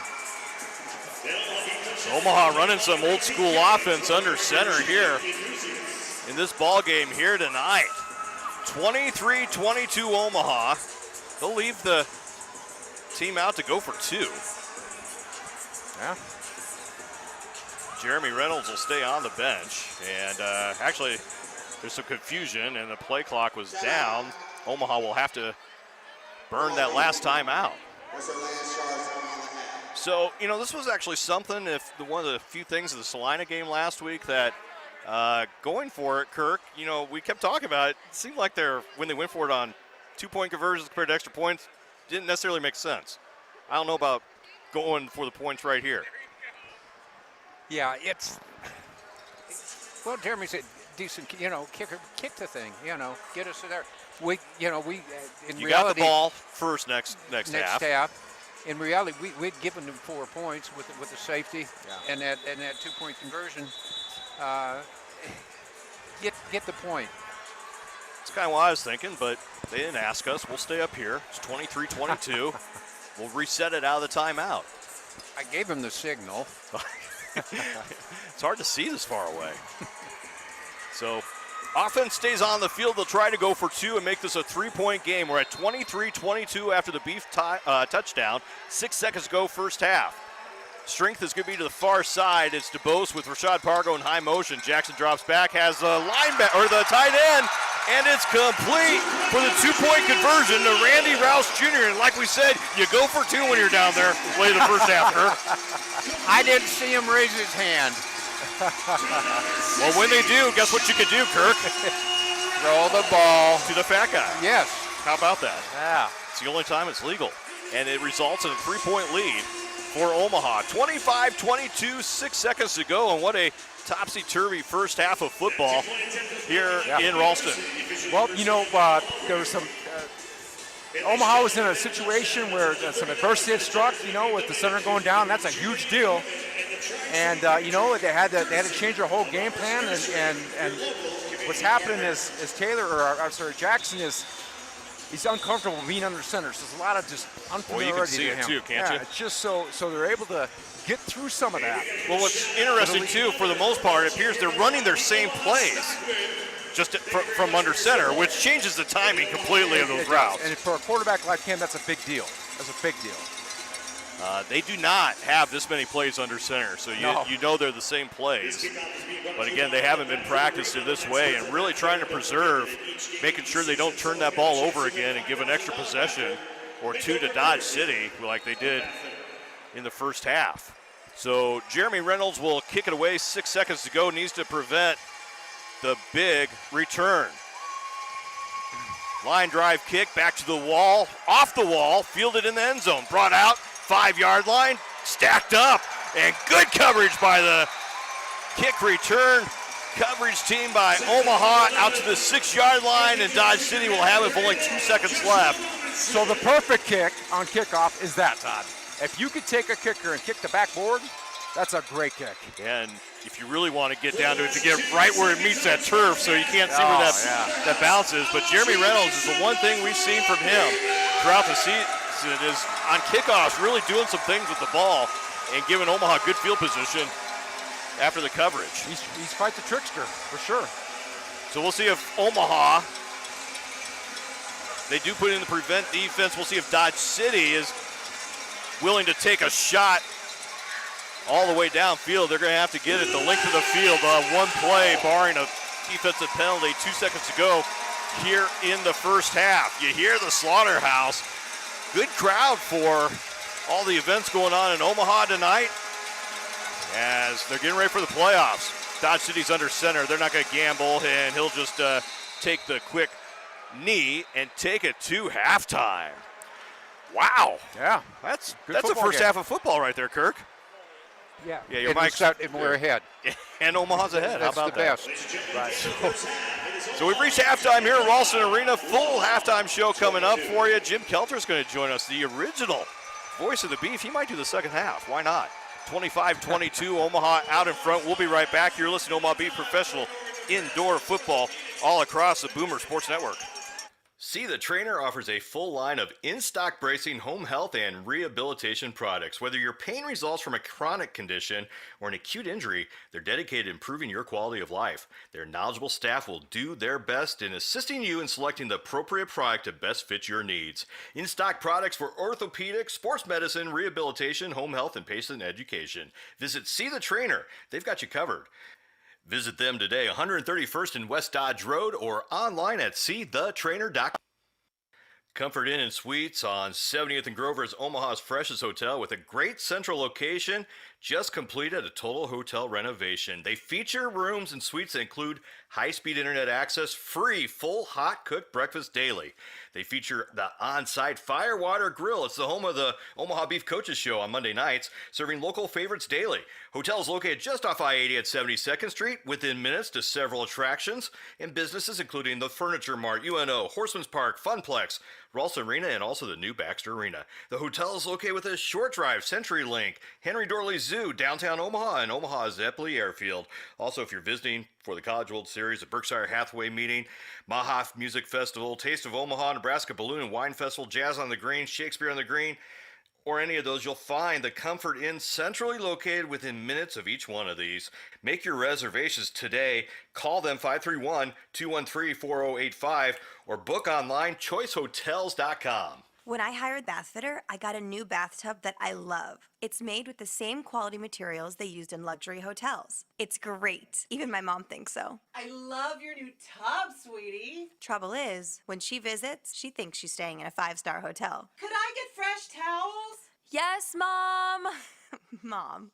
From luxury hotels to homeowners, Bathfitter exceeds expectations. Transform your bathroom in as little as one day. Visit bathfitter.com to learn more and book your free in-home consultation. Even when a big game isn't on, Jersey Sports Bar, Grill, and Keno doubles as a comfortable neighborhood bar with an aural entertainment provided by state-of-the-art Bose sound system with a digital jukebox accessing over 250,000 songs. Jersey Sports Bar, Grill, and Keno offers over 20 local and international beers on tap and dozens more by the bottle. Full liquor and wine selection as well. Live Keno where you can win up to $50,000 in cash. Leather Keno chairs, darts, video games, and a staff that prides itself on prompt, friendly, indulgent service.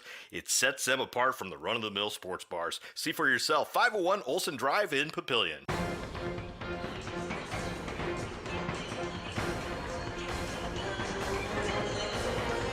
Back at Ralston Arena, it's halftime at the Slaughterhouse of Crown Property Management halftime show. It's 25-22. Omaha took the lead in the final seconds of the first half. Down in Salina, the Liberty are out in front of the Bandits 17-7 late first half. That's good news for Omaha. Omaha would like nothing more than have that game be irrelevant next week in the I-29 series, especially with the suspensions that may be coming. Right. It's an honor, I will say, to bring in. We're having alumni night. I just found out about this, of course. I didn't know. I was one of the last to know. But cheerleaders, dancers, players, coaches. Yeah. You've coached a bit. And we brought in our good friend Jim Kelter. Haven't seen you in a while, but glad to have you out here. Probably not best known for in the area, but the original voice of the Omaha Beef, if I remember correctly. That's correct. And, I've told you this story before. When the Beef started back in 2000, I was working with the Seattle Seahawks out in the NFL. Came back, we used to have, our time off right before training camp in June, and, I had heard that this indoor football thing was going to go, and, I had a rental car when I was back and turned on a sports station, and this indoor football game's going on. It's the craziest sounding thing I ever heard. I remember calling people back in Seattle and putting my phone up to the radio, like, you got to hear this. This is incredible. And it's the days back at the Civic Auditorium. You guys used to rock it and roll it down there. Oh, we loved it. Talk about how that's changed over 20 years and your part of the opening years of the Omaha Beef. Well, first of all, let me just tell you one thing, Todd. I learned early on, do not give the coach a microphone too often because Kerwin will never stop. Yeah, I've never learned that, obviously, so. Well, listen, I want to tell you, it was a great time. The first game we did, we had a full house. We had 8,000 people in the stands. And, well, witness this. We got the swim trials here. We got the current College World Series, and you still got a good Amazing. crowd. Yeah, amazing crowd here tonight. And you guys. I'm interested. First of all, you were doing some photos for Seattle and the Kansas City Chiefs. Yeah, I was with the football staff doing the coaching videos and scouting and whatnot back in those days. And I missed the whole explosion of indoor football at the beginning and had to jump on the bandwagon later. But, those were some fun times. And, you remember this guy, obviously. He was around for a lot of those back then. And, I wish I had kind of seen some of those. I mean, I saw the last couple of years at the Civic, but that was quite the venue. Well, you talked about the I-29 series. How about the I-80 series, Omaha and Lincoln? Absolutely. That was a bloodbath. And Jim, I think you coached both places. Yeah, I did. Yeah. Jim did color for us and did a great job. We had Van Brownson. Yep. The one thing that I wanted to ask Jim is your perspective from the sidelines coaching and your perspective up here. You get an entirely different look. Isn't it amazing? It's a great question, Jim. So, and I've dealt with this outdoor football-wise too. As a coordinator, I've always been on the field, always in the mix, always in the battles, all that kind of stuff. So a couple of years ago when I was coaching outdoor football, I had to go in the box to be a coordinator, and I was biting and scratching not to do it. I didn't want to be away from the game, but let me tell you this. What I saw from the booth, what I saw from the box was incredible. It helped my game as a coach. And now that I can sit here and talk about the game, it's a way better look. Well, the other thing that I like about this, I don't think the game has changed that much from back then to now. It's still, you can run the ball. Right. And especially when you had Calvin Jones and Clinton Childs. Right. And the thing that amazes me is the guy is big, and glad he's not around anymore. I feel bad that Troy passed away. Yeah. But as fat as he was, he had more elusive moves than anybody I've ever seen. He's unbelievable. Oh, he was a great guy, great quarterback. And the funny thing is, a lot of people don't know this. Travis was the backup quarterback to Kurt Warner with the Iowa Barnstormers. Really? I did not know that. I didn't know either. No, I didn't know that. Wow, that's incredible. He played at Middle Tennessee State. Right. And you know, everybody said, well, you were second string, and I always said, well, guess who was in front of me? So what have you been up to lately? I know, last couple of years, I've even had you come out. We're still doing games together. I mean, I'll tell you what. Anytime you still want the headphones, I'll give them to you. You still got it. You know, the thing about it is, and I'll be really honest with you guys. You know, I think Lyle Bremser told me this once before. He said, I want to retire before somebody grabs me by the hair and pulls me out of the booth. I could see I was slipping a little bit. You know how words could come easy for me at times.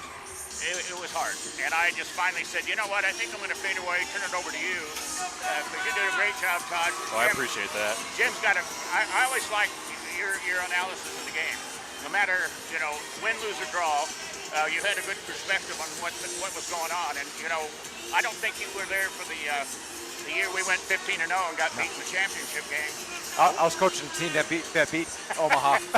Sandy Buda was coaching for Omaha, and you know what? Middle Tennessee Tennessee Thundercats, my man. Tennessee Thundercats. The Tennessee coach. We were talking after the game. They beat us for the championship, and he said to Buda, he says, "Why didn't you change? You never changed the game plan." And we did. They had a quarterback. He rolled out and kind of just waited for the play to develop. And Sandy just ran the same old thing. I hope he's not listening. I doubt he does. He'll be calling. Well, you touched on the main reason Coach and I don't have hair, because we're not going to get pulled out here by our hair. There's no doubt about that. I pull mine off. I think I got you both. I'll tell you what, people are listening to you. Also might remember you've been around for a long time.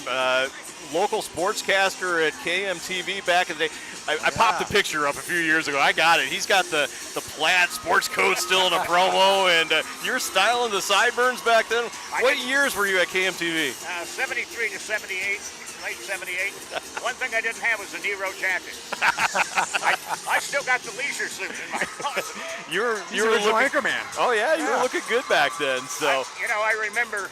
We had just started Happy Talk back then. Yeah. There were a lot of people that couldn't do it. That spur of the moment thing. Right. And Jeff Jordan was the news guy, and Carol Scott, not Yeah. Carol Scott, before her, Cheryl Donnemeyer. Okay. And Cheryl did not really have much of a sense of humor. So she's talking weather. She's going to come over and segue into it. And she said, well, tonight there'll be marshmallow skies and a full moon. So why don't you take a walk with you love? And Jeff says, I'd like to, but my wife won't let me. Great stories, and I know Tom Corritor is listening as well tonight, and he comes out here when he can. He was out here last home game, and we expect to see him out here in the playoff game. We've been working together over the years, all three of us, and the other story I always tell was, I think the first time I probably remember you, so I'll date you and myself. I remember watching you guys call a high school playoff, a championship game, and all I remember is the field goal being missed. You didn't get back on air in time. Game-winning field goal, and everybody's on the field. I'll tell you one more story about Tom and me, but I want to give a shout-out to Lorraine Boyd, because Absolutely. the caregiver probably suffers as much as No Tom doubt. does. But, I'd hate being in Tom's shoes as much as he loved play-by-play. And talking in general. Yes, exactly. Well, we went up to Blair. John Mitchell, our station manager, said, we sold out Class A. Why don't we go up and do Class B in Blair? They're playing Lexington. So we went out, sold it in half a day, drove into town that night, and I said, let's tune in the station to see how it sounds. We couldn't get the signal. So I talked to the athletic director, Shanahan was his name, and I said, I hope nobody's listening because they can't get the signal. Can't hear it. He said, it doesn't matter. Anybody that was interested will be here tonight. And they were. Appreciate you coming out here tonight, Jim. Great to see you, and you're welcome here anytime. Great to see you once again. That's Jim Kelter, the original voice of the Omaha Beef, joining us here at halftime on the Crown Property Management Halftime Show. We'll be right back. You're listening to the Boomer Sports Network. At Titanium, their customers are a top priority. They're passionate about the Omaha HVAC services they provide, and they want you to be comfortable with their results. They've been in Omaha heating and cooling industry long enough to know that your satisfaction is what makes their business exist. They take pride in problem-solving your HVAC unit's issues, ensuring that the problems you have when they arrive at your home or business won't happen after they leave. Call them today, 402-913 0536 or visit them online, titaniumomaha.com. Hey, Beef fans, get ready for those road games. We gotta pimp our cars out before you go to Salina, Sioux City, Wichita, wherever. Take your car to In-Phase Audio. They can put LED lightings. They can put big old speakers for those big tailgates that the Beef fans love to have. Radar detector. Trust me, when you're driving through Belleville, Kansas, back from Salina at 2 a.m. in the morning, you need the radar detector. You want to put it in your car. You want to look cool. You want to go to In-Phase Car Audio. Visit their website, coincidentally, InPhaseCarAudio.com, or visit their store. It's at 134th and L Street. It's In-Phase Car Audio. Nebraska Orthopedic and Sports Medicine, they strive to be a center of excellence for orthopedics and sports medicine. They're also the official doctors of the Omaha Beef Professional Indoor Football Team. They're a group of board-certified orthopedic physicians, many of whom have had fellowships or trained in subspecialty areas. Their physicians have trained among some of the top medicine experts and training facilities in the country. They place a great deal of value on each and every opportunity they have to assist patients regain their quality of life they deserve. Call them today, 402-488-3322. Solarion conducts clinical research studies for pharmaceutical and biotechnology companies for investigational medicines currently in research and development to treat a wide variety of illnesses and conditions. You could be a part. Find out more. Call them today, 866-445-7033, or visit Solarion online at their website. It's helpresearch.com. At First Command Financial Services, they are committed to coaching our nation's military families become financially disciplined and confident.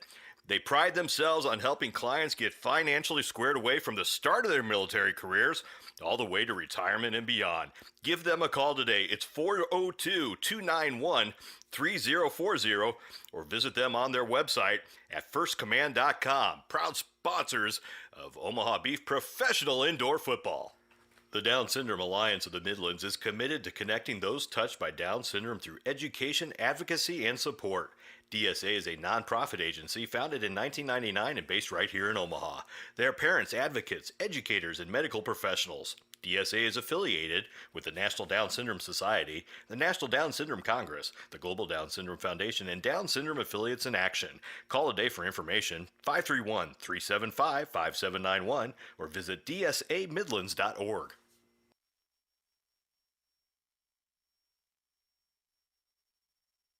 Mr. Porky Butts Blaine Hunter, he grew up barbecuing in South Texas from a very young age. He was helping his dad check eating the temps of fires as soon as he could help.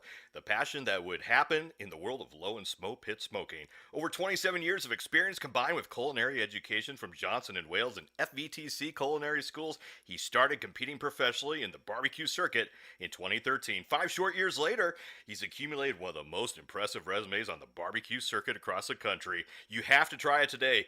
154th just north of Maple, and at PorkyButtsBBQ.com.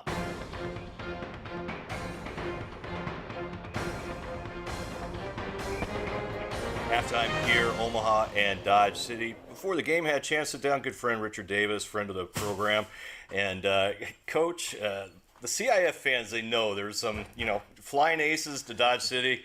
That happened 10 days before the season started. That's just indoor football. You see business stuff like that all the time. What was incredible, I told you, I kind of want to talk about was really behind the scenes what that meant. I mean, it sounds easy. Okay, we're just going to, well, not easy, but we're going to move this franchise. We're going to play over there. But you're still based out of Enid, Oklahoma, based on, housing arrangements and sponsorships and whatnot.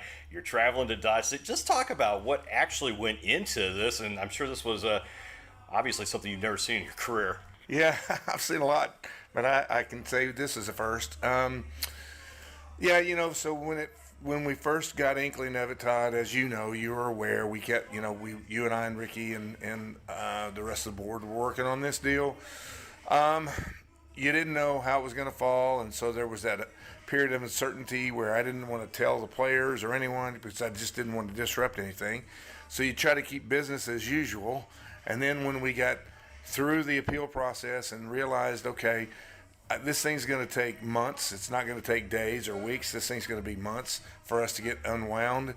Then you had to go through the process of, okay, now what do you want to do? And so honestly, our owner, Craig Tyree, The league just doesn't know much about Craig. He's tried to keep it low profile on purpose, but I can't say enough about what he did for the CIF. And, in years before, buying franchises and keeping the league intact. And so we sat down with Craig and said, what do you want to do? And we knew we couldn't fold. We didn't want to fold. Number one, we didn't want to fold a franchise and end it. We want that thing to have a chance to come back. We want to see the process play out. But then, here we are, as you said, 10 days before the season. If we look up and we have 5 teams in the league and everybody's got a hole in their schedule and we're scrambling, man, that'd been hard, even harder, if you will, than what we were going through come off of COVID. And so Craig just said, hey, let's go take this thing to Dodge City. His plans were to open it up in 2022 anyway. He said, let's go do this. And I was like, really? That sounds great. It sounds good on paper. And then it became more about what or how you do that, and I think that's what you're asking. Yeah, and so Craig, most fans, as you said, won't know what he did, but if this league's 5 teams, and like you said, we're going into COVID. People forget, 10 weeks ago. I mean, the fact that we actually played all the games in this league, quite honestly, blows me away without having to reschedule. But you look at that, we got 6 teams, we go forward.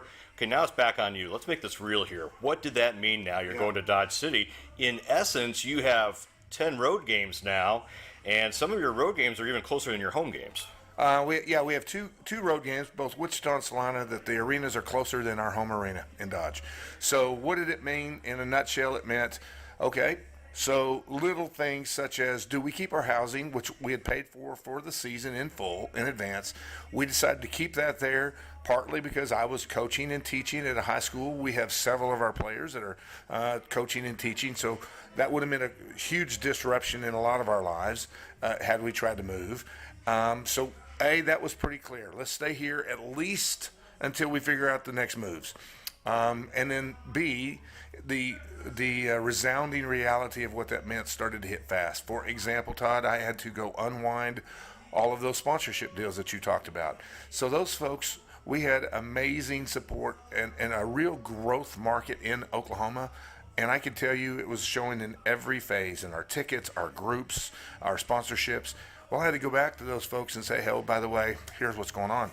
So, Todd, there were little things. So when you, as you guys know, when you bring players into Omaha Beef, you try to provide the amenities that you can for them and make their lives good.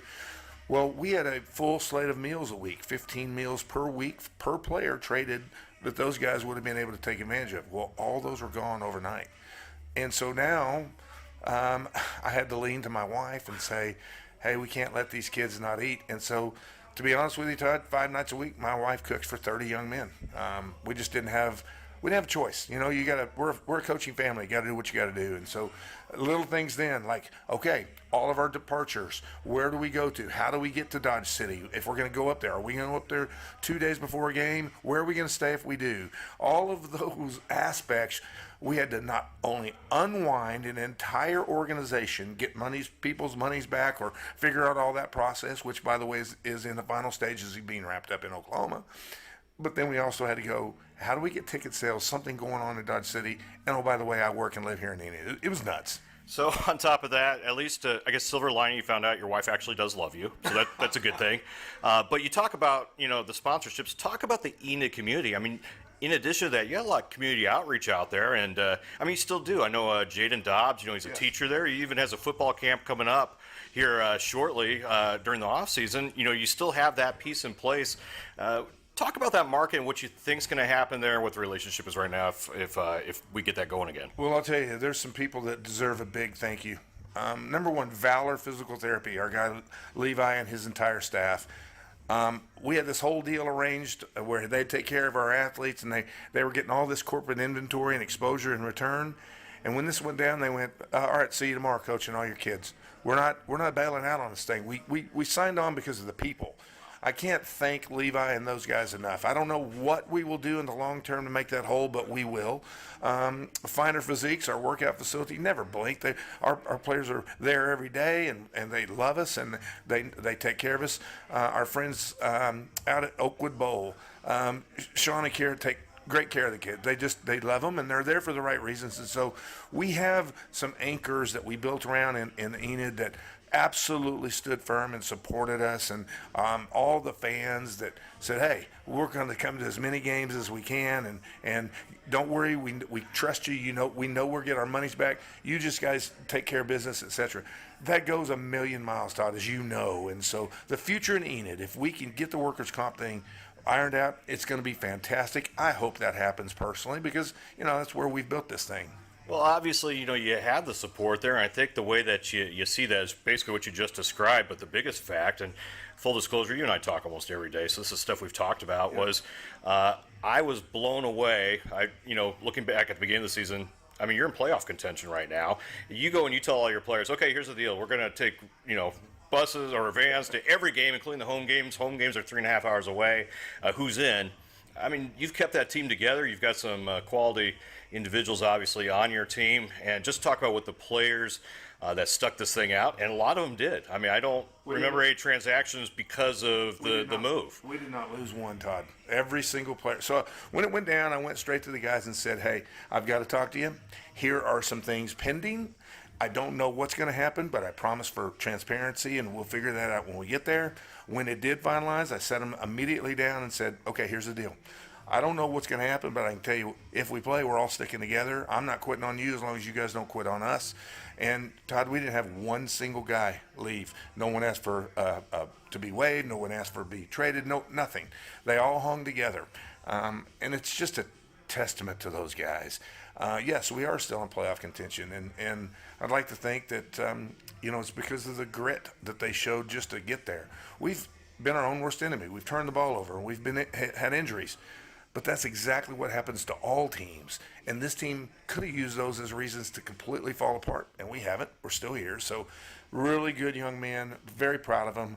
Like to think we finished this thing up strong, because the Dodge City market deserves that too now. And that's, we talk about Enid, but man, how about a Dodge City market that, as you say, we've talked about this, Todd, you guys were integral into putting this together. Chris Ragland and the building manager at Dodge City having to act immediately and figure out how to staff this thing up and get the field laid down and all that. So I don't even know how to describe to people how many moving parts there were and still are. But, hey, we got through it, and that is a lot more than other leagues can say. No doubt about that. You mentioned Dodge City. We got some news coming up on that here in the coming days and weeks. I think it's a great market. People are going to be excited about what's going on down there. Looking forward to that. Coach, you get your own chapter in the book of indoor football for the 2021 flying loss season. Good luck, congrats, and just wanted to share a little bit what the journey's been this year. I appreciate it, and hey, I appreciate all your support personally. I know what you've gone through in your life this year, and this couldn't happen without you and Ricky and the whole board all banding together. So, I'm not going to say it was always fun, but hey, we got here, man. That's Richard Davis. We'll be right back. Halftime continues here on the Boomer Sports Network.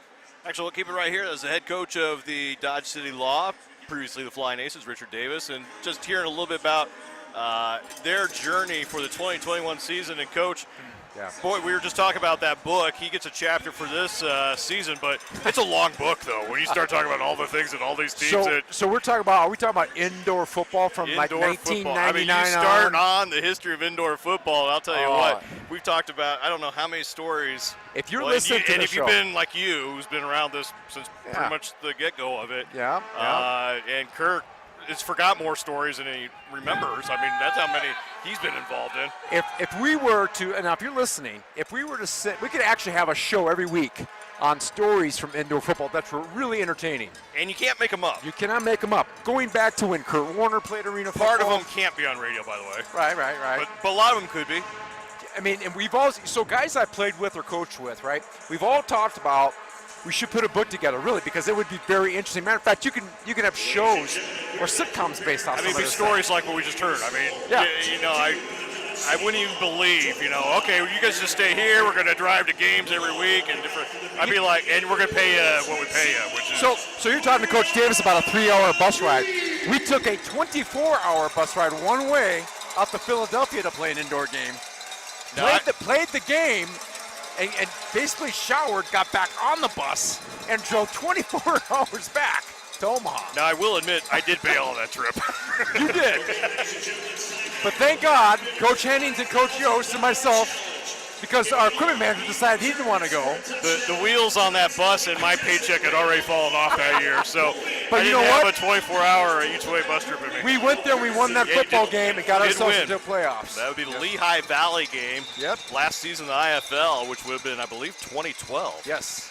That's when Judd Harold was a rookie, and James McNair had a great game, great year. And qualified for the playoffs, but not invited. Yeah. Still bitter. Another story. We've got stories upon stories that you would be very interested in hearing. Was that the field at Lehigh where you could, the one end zone, you could fall down the steps? You could fall down the steps and run into a wall. Yeah, it was one of those old basketball arenas. We should put that Had the in here. beams That'd on make it a little more fun. We're Judd- ready to start the third quarter. Judd This- actually ran into a wall. No, the clock, they're just kind of doing their own thing today, but apparently we're ready to go. Third quarter of play. Omaha's going to get the ball first. 25-22, Beef out in front. They're moving right to left on your radio dial. And Lowe will put it into play. The backup quarterback bouncing kick is going to be fielded at the 5 by Deshaun Jones. Out to the 10, 15, head of steam. Cuts outside, out to the 20, to the 23-yard line. And Omaha once again will start with adequate field position near midfield. Again, I think that was a pretty good kick by Jalen Lowe. A guy that doesn't do it every week. You know, the quarterback basically now having the kick. I think, again, I like the kid.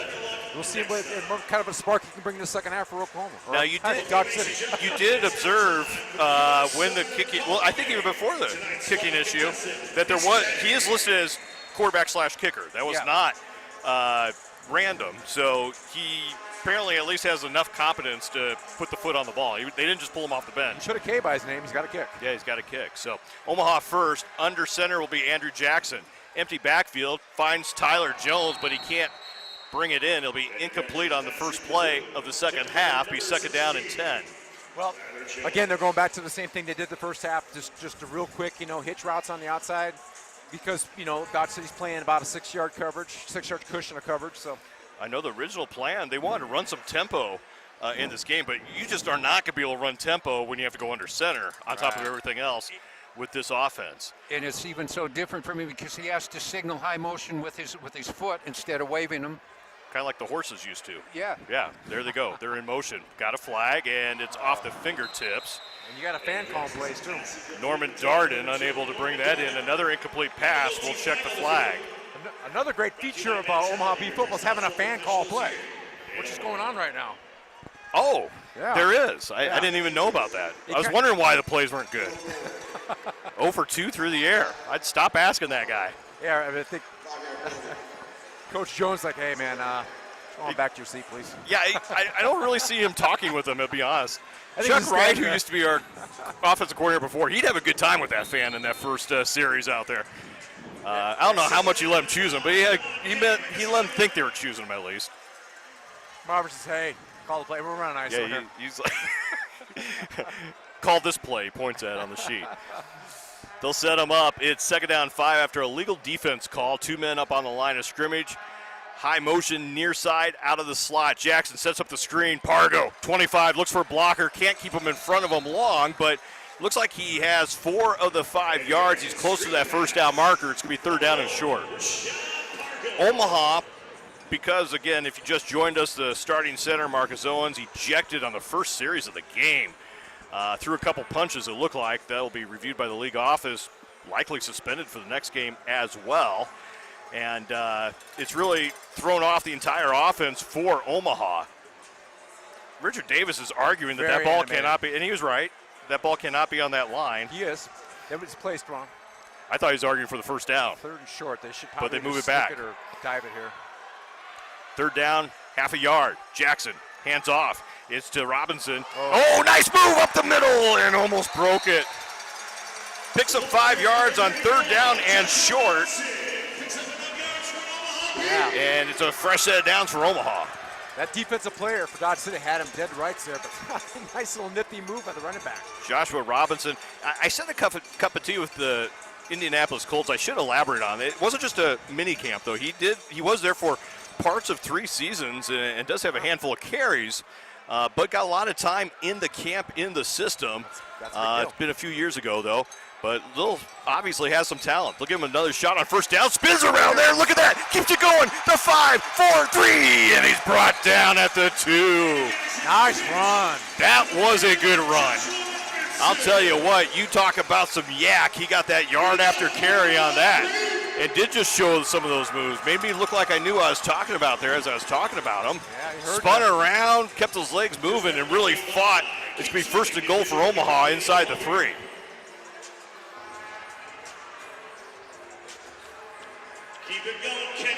Under 12 minutes to go. Oh, the fans still calling plays. He's got to be feeling pretty good about this drive now. Yeah, he's got a nice little touchdown drive here. And he selects I formation. I like that. Robinson, oh, we got movement once again. We're going to have another offsides or illegal defense on Oklahoma. Or not Oklahoma. I did now. You did. Dodge City. That's the first time tonight I made it to the second half. So let me ask you, so the rule for the fan, if they score on the drive, the fan's calling plays as the fan? They stay in. Yeah, they just stay in until they fail. And they make it the whole half. They get hired. Kirk, we got another chance of maybe being a coach out here again. 1st and goal at the 1. Just sign up. That's all you got to do. Under center is Jackson, I formation. Robinson top in the I. A little bit of movement. It looked like that fullback, Keontae Chavies, who's lining up there. I thought he leaned forward. I thought he got away with it. Then I heard the whistle. Let's see if that's the call. You know, him being under center, that's just a totally different set of for his feet, his footwork. It's just official stop. They just weren't ready. Again, we saw that a lot the last game too. Remember, Kirk? Yes. Yeah. Kirk's the honorary director of officials for Omaha Beef games. I let him do the critiques. It's 1st and goal once again from the 1. Jackson looking to change the play. Under 10 on the play clock. They're outnumbered over here. Yeah, he sees that. He wants to go for it. Gives it to Robinson. Wants to try that side. Spins around. Should have been tackled. Stays on his feet. He's fighting. Still on his feet. Piled up. What should have been a loss of 4 or 5 ends up being maybe only a loss of 1. And Richard Davis cannot believe that Robinson got out of that and turned it into as little of a loss as he did. What a piece of running. He's a keeper. I think he will. Run that football, that's for sure. He's tough. Rashad Pargo checks out. It'll be 2nd down and 2. Clock continues to run in Omaha. They're going to run a slant with 11 there. 11's Anthony Jones, who was inactive last week, back in this week. Actually going to use him as a lead blocker. Gives it to Robinson. Slices into the end zone. It's a touchdown for Omaha, as Joshua Robinson scores his first touchdown with the Omaha Beef. Keep feeding the beast. That's your beast right now. Keep feeding the beast. He just went, he had good body lean. He got to the point and just straight in. That entire drive was a clinic put on by Joshua Robinson. Man, he fought for some yards and got the touchdown to finish it off that he deserved. Under 10 minutes to go. Jeremy Reynolds in for the extra point. This would make it a 10-point game. Reynolds just under 70% on extra points this season. Puts this one up. It's blocked. It's blocked, and it's going to be no good. So Reynolds misses his first of the night. He is going to go to the bench, and Omaha is up by 9. We'll be right back. It's a 9-point game, 9:22 remaining in the third quarter. 31-22 Omaha. You're listening to Omaha Beef Professional Indoor Football on the Boomer Sports Network.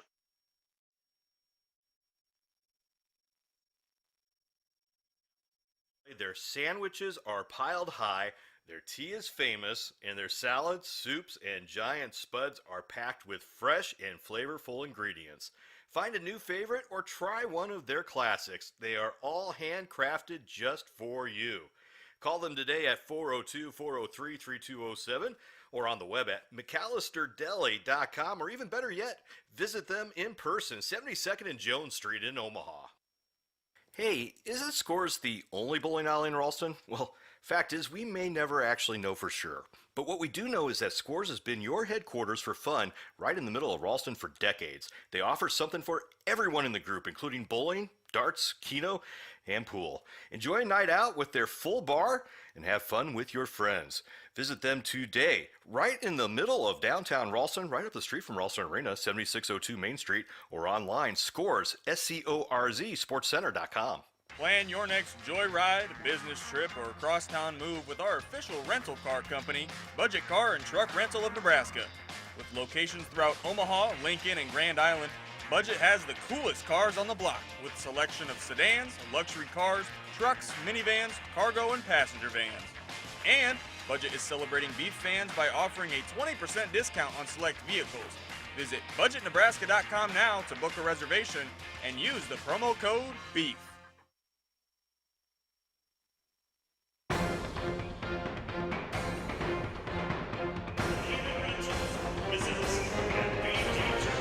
Omaha out in front 31-22.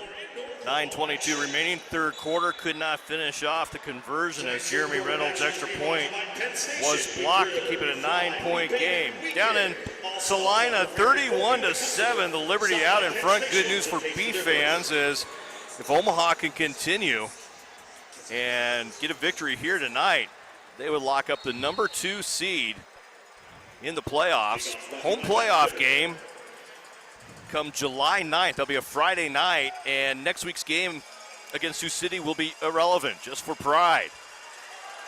Reynolds puts this one over the boards, out of play. That's going to come out to the 25. That's definitely not what Marvin Jones probably wanted to see. And, you know, one thing about Jeremy Reynolds, we've talked about it a little bit, and we've talked about kickers because we love talking about kickers, you and I do. They're head cases, and we've seen this with Reynolds. He's good, but as soon as he slips up, it's hard for him to correct himself. Yeah, he seems to carry it with him. Yeah, it's some kind of spiral effect that happens to kickers sometimes where one bad thing goes wrong, the whole thing just goes apart.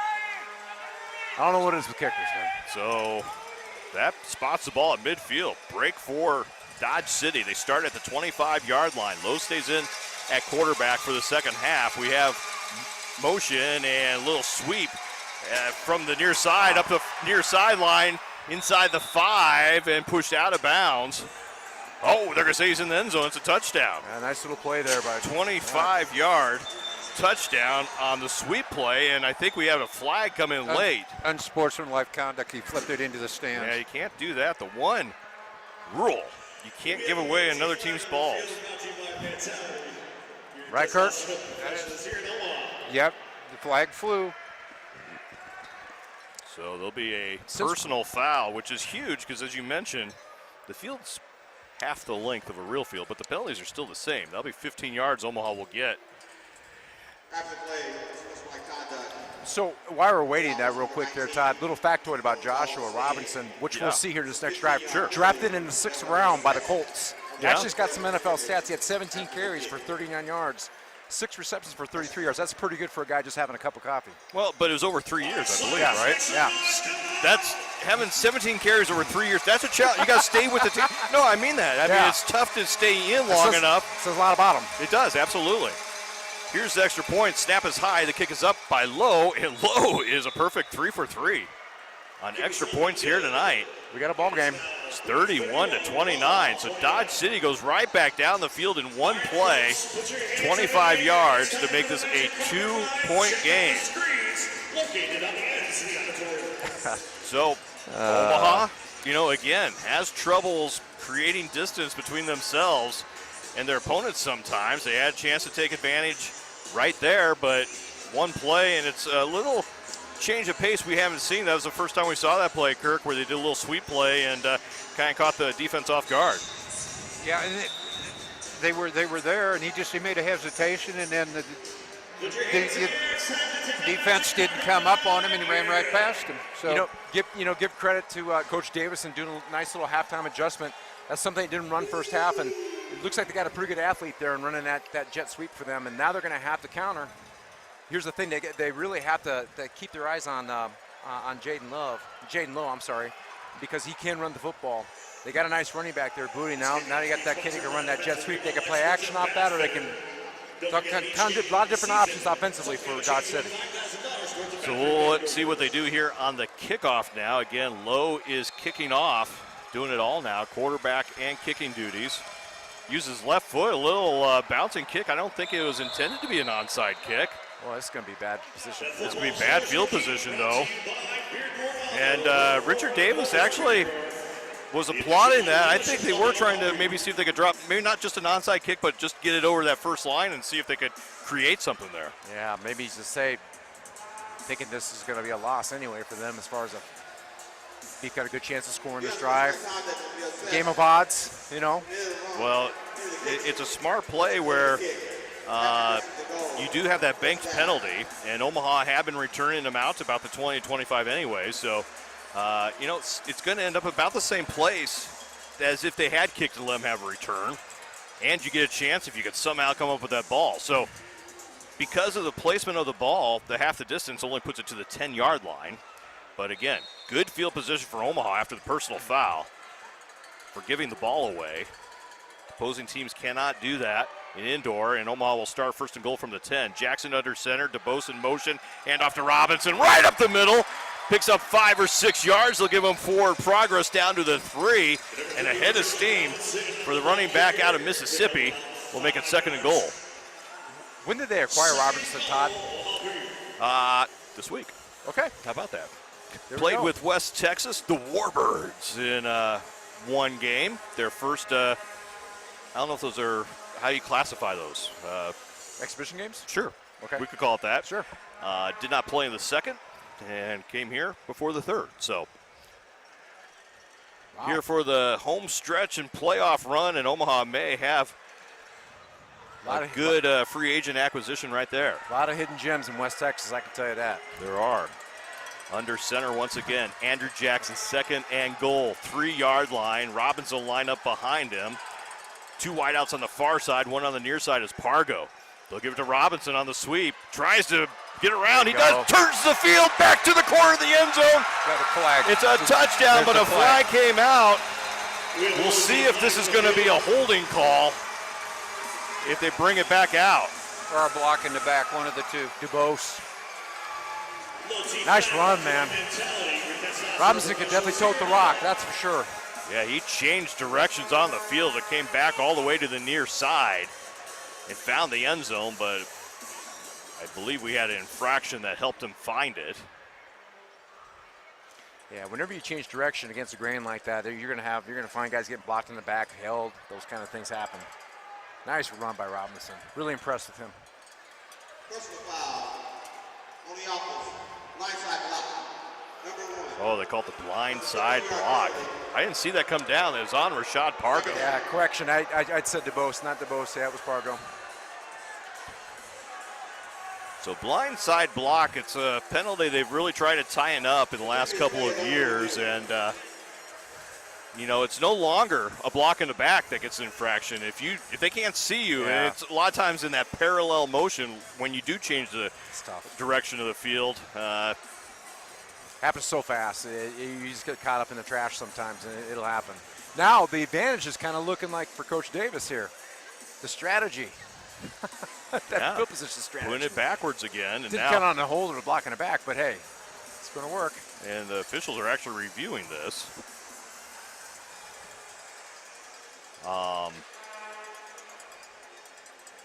They want to make sure they got it on the right player. I believe the personal foul would be the first towards 2 unsportsmanlike conduct penalties would be the only reason they're checking this, make sure they have it on the right player.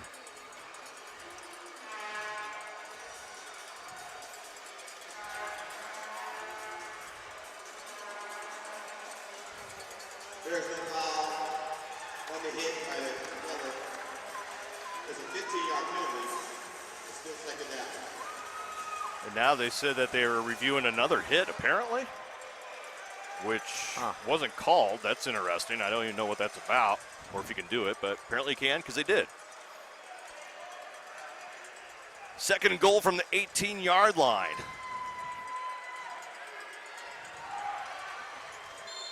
Jackson under center. They were within the 1-yard line. Now they're back to the 18.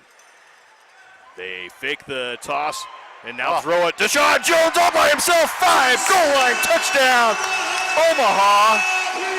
Nice pitch and catch. Andrew Jackson to Deshaun Jones, and Omaha finds the end zone again with 6:50 remaining in the third quarter, and they are up by 8.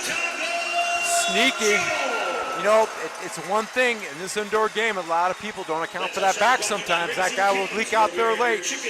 Absolutely nobody on him, no coverage. Ran a whatsoever. little play action to him first, and that fooled everybody. And like you said, then they lost track of him as he then went up the far sideline and was wide open for the completion. His lineman's getting some business down there. Yeah, who is that? I can't see that far away. And we got whistles on the two-point conversion attempt.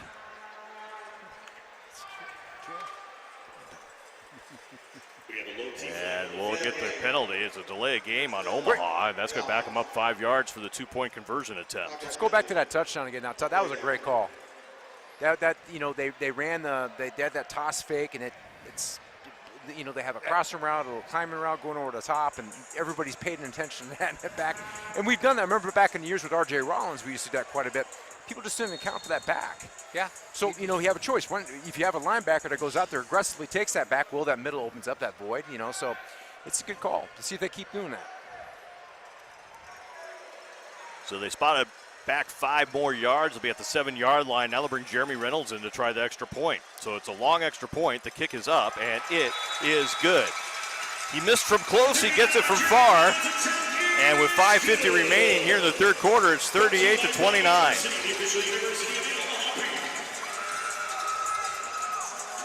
Back at the Firewire Bar and Grill at the Comfort Inn and Suites, 70th and Grover, live every Monday night. That's right, Beef fans. It's the Coaches Show, Monday nights at Firewater Bar and Grill from 6 to 7, where you can mingle with the players and prime dancers, win awesome prizes, and hear the latest from Coach himself. What do you think about that, Coach? Well, I really don't have much to say about it. Well, I'll make a good talk show. We'll see you there. Go Beef.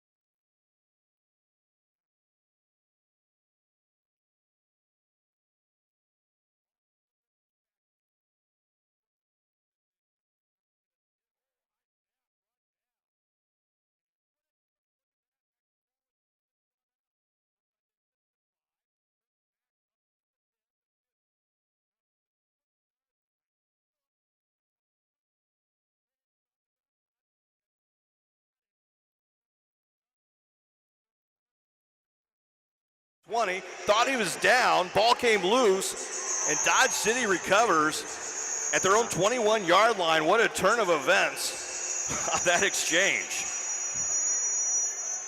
You know, the one thing for people that are not watching, so you only have a certain amount you have 20 people that suit up for a game, right? There's a 21 coach. 21. So it's 21 guys that suit up. So what happens in some of these situations, like if you're playing outdoor football, you can bring a punt team out there, right, that have a lot of athletic guys on the offensive line that can run down the field and make tackles. The unfortunate thing on these long field goals is these big linemen have to stay in the game. And a lot of return teams get tons of yards out there because these guys can't be chasing these guys out in space like that. No, not at all. So it's very interesting to watch that sometimes. I mean, you know, as a coach, you're like, if you can't make it to the end of that, you can't kick a field goal, kick that thing out. Get it out of here. Get it out. They're going to review the fumble, but we have timeout on the field. 38-29, Omaha out in front. We'll be right back. You're listening to Professional Indoor Football on the Boomer Sports Network. We've all heard the old saying, you're the company that you keep, and in everything they do at Valley Marine, their goal is to be the company that you keep, that helpful friend you call with a problem, that place you just drop by to say hello and share a laugh. Their dealership is comprised of an incredible team of people, all boaters like yourselves, with the common purpose to give you, the customer, the very best on water. It's simple, really, the golden rule. Treat others the way you would like to be treated. Call today, 402-704-4961, or visit their website at valleymarine.net. Next time you're looking for a haircut, why not just get a haircut? Get a great clip. If you have hair, they can help you out. Men, women, and kids. That covers pretty much all of us, where you can go to get today's newest hairstyles. They're open evenings, weekends. No appointments necessary. Perfect for those busy family schedules. Drop by. Great Clips, proud haircut sponsor of your Omaha Beef professional indoor football team.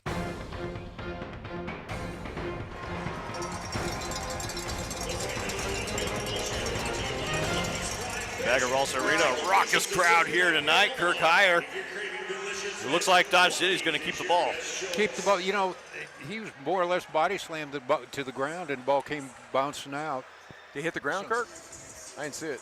No. Well, they threw him down, and he landed on his back, yeah. and the ball popped up.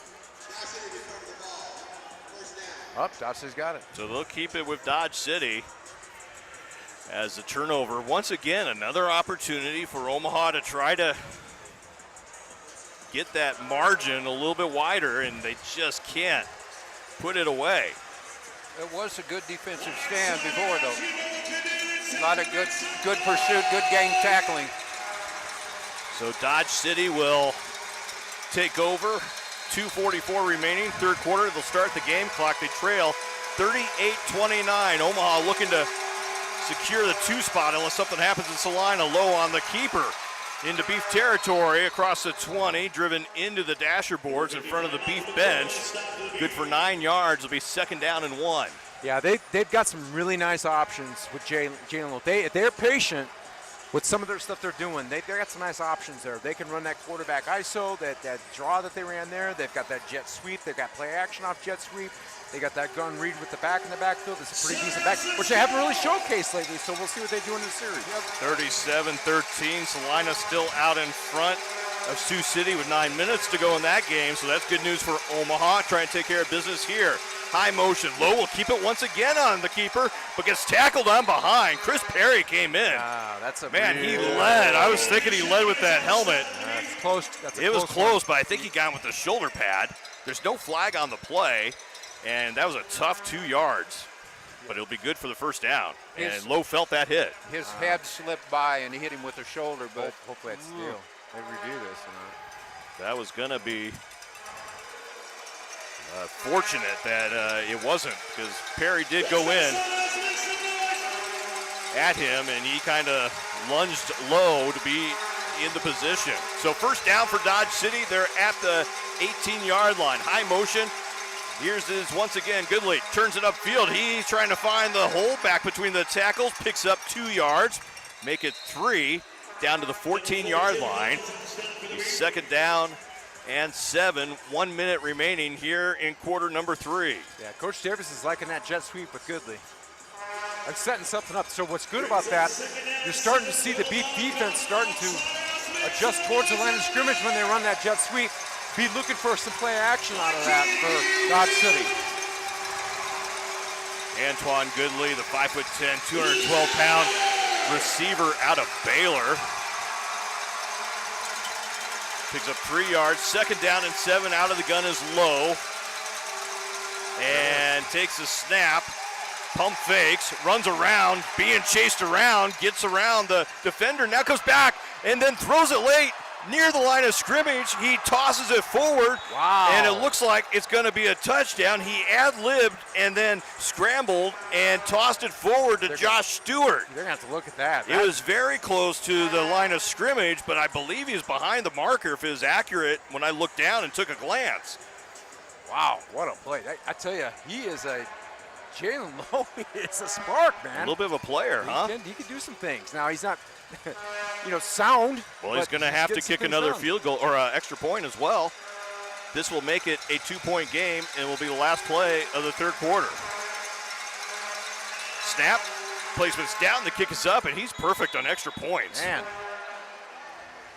He may be special teams player of the week while playing quarterback as well. Well, you tell you what, Coach, Todd, if they beat the Beef somehow, if that happens, he could possibly be the offensive player and special teams That'd be player. special, right? Would be. Double special. 4th quarter coming straight ahead. We got a ball game, a 4-quarter game. Omaha 38, Dodge City 36. 15 minutes to go. We'll be right back. You're listening to Omaha Beef Professional Indoor Football on the Boomer Sports Network. Ozzy Sports Bar and Grill. It's a locally owned, family-friendly sports bar striving to be everything a neighborhood spot should be. Enjoy their delicious homemade food and casual atmosphere while you watch your favorite games or just catch up with family and friends. Whether it's group gathering, business meeting, dining by the huge open-air patio, partying with all your friends and family, they do it all. At Ozzy's Roadhouse, they want their place to be there anytime you need it. Visit them today online, Ozzy'sRoadhouse.com, or in person, 127th Westport Parkway in La Vista. Thinking of updating your bath? Make your first call to Bath Fitter. For over 35 years, Bath Fitter has been installing beautiful luxury tubs in as little as 1 day. There's no demo, no mess, and with thousands of options to choose from, you can custom design a bath that you will love. A bath that's guaranteed for as long as you own your home. With Bath Fitter, master the reno and skip the demo. Visit bathfitter.com today to book your free in-home consultation and join over 2 million satisfied customers. Attention craft beer fans, at Pint 9, they're committed to tradition and innovation. They stand on the tradition of brewers before them to create aroma-driven American ales and complex Belgian beers. They appreciate fine German lagers and English session ales, but they also crave the innovation of one-off batches and barrel aging. Their beers are highly fermentable and highly digestible while being scientifically sound and Hey, beef fans.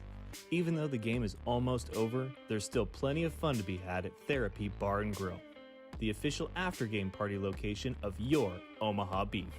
Be sure to join the players, coaches, rump roasters, and even the prime dancers at Therapy Bar and Grill and catch up on all of the post-game excitement.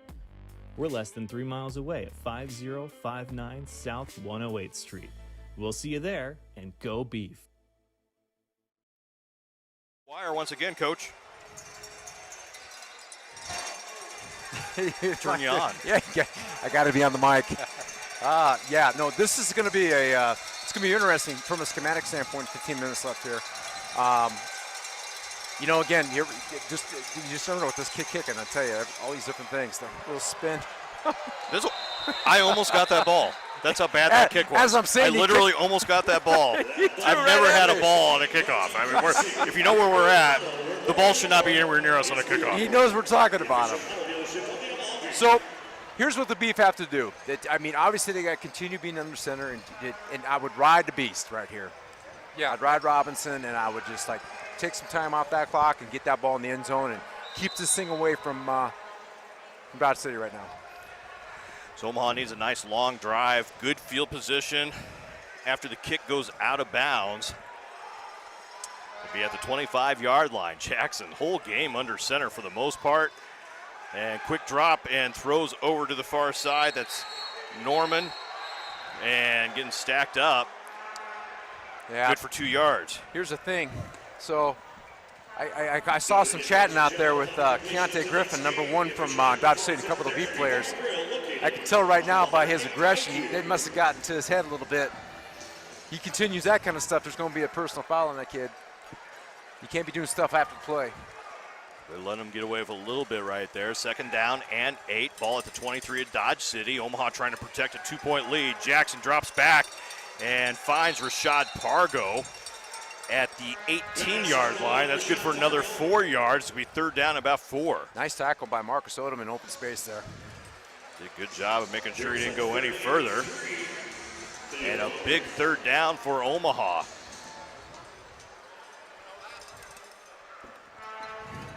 Richard Davis giving the defensive call that involves slinging the guns, it looks like. That's Dodge literally. City. Yeah. Yeah.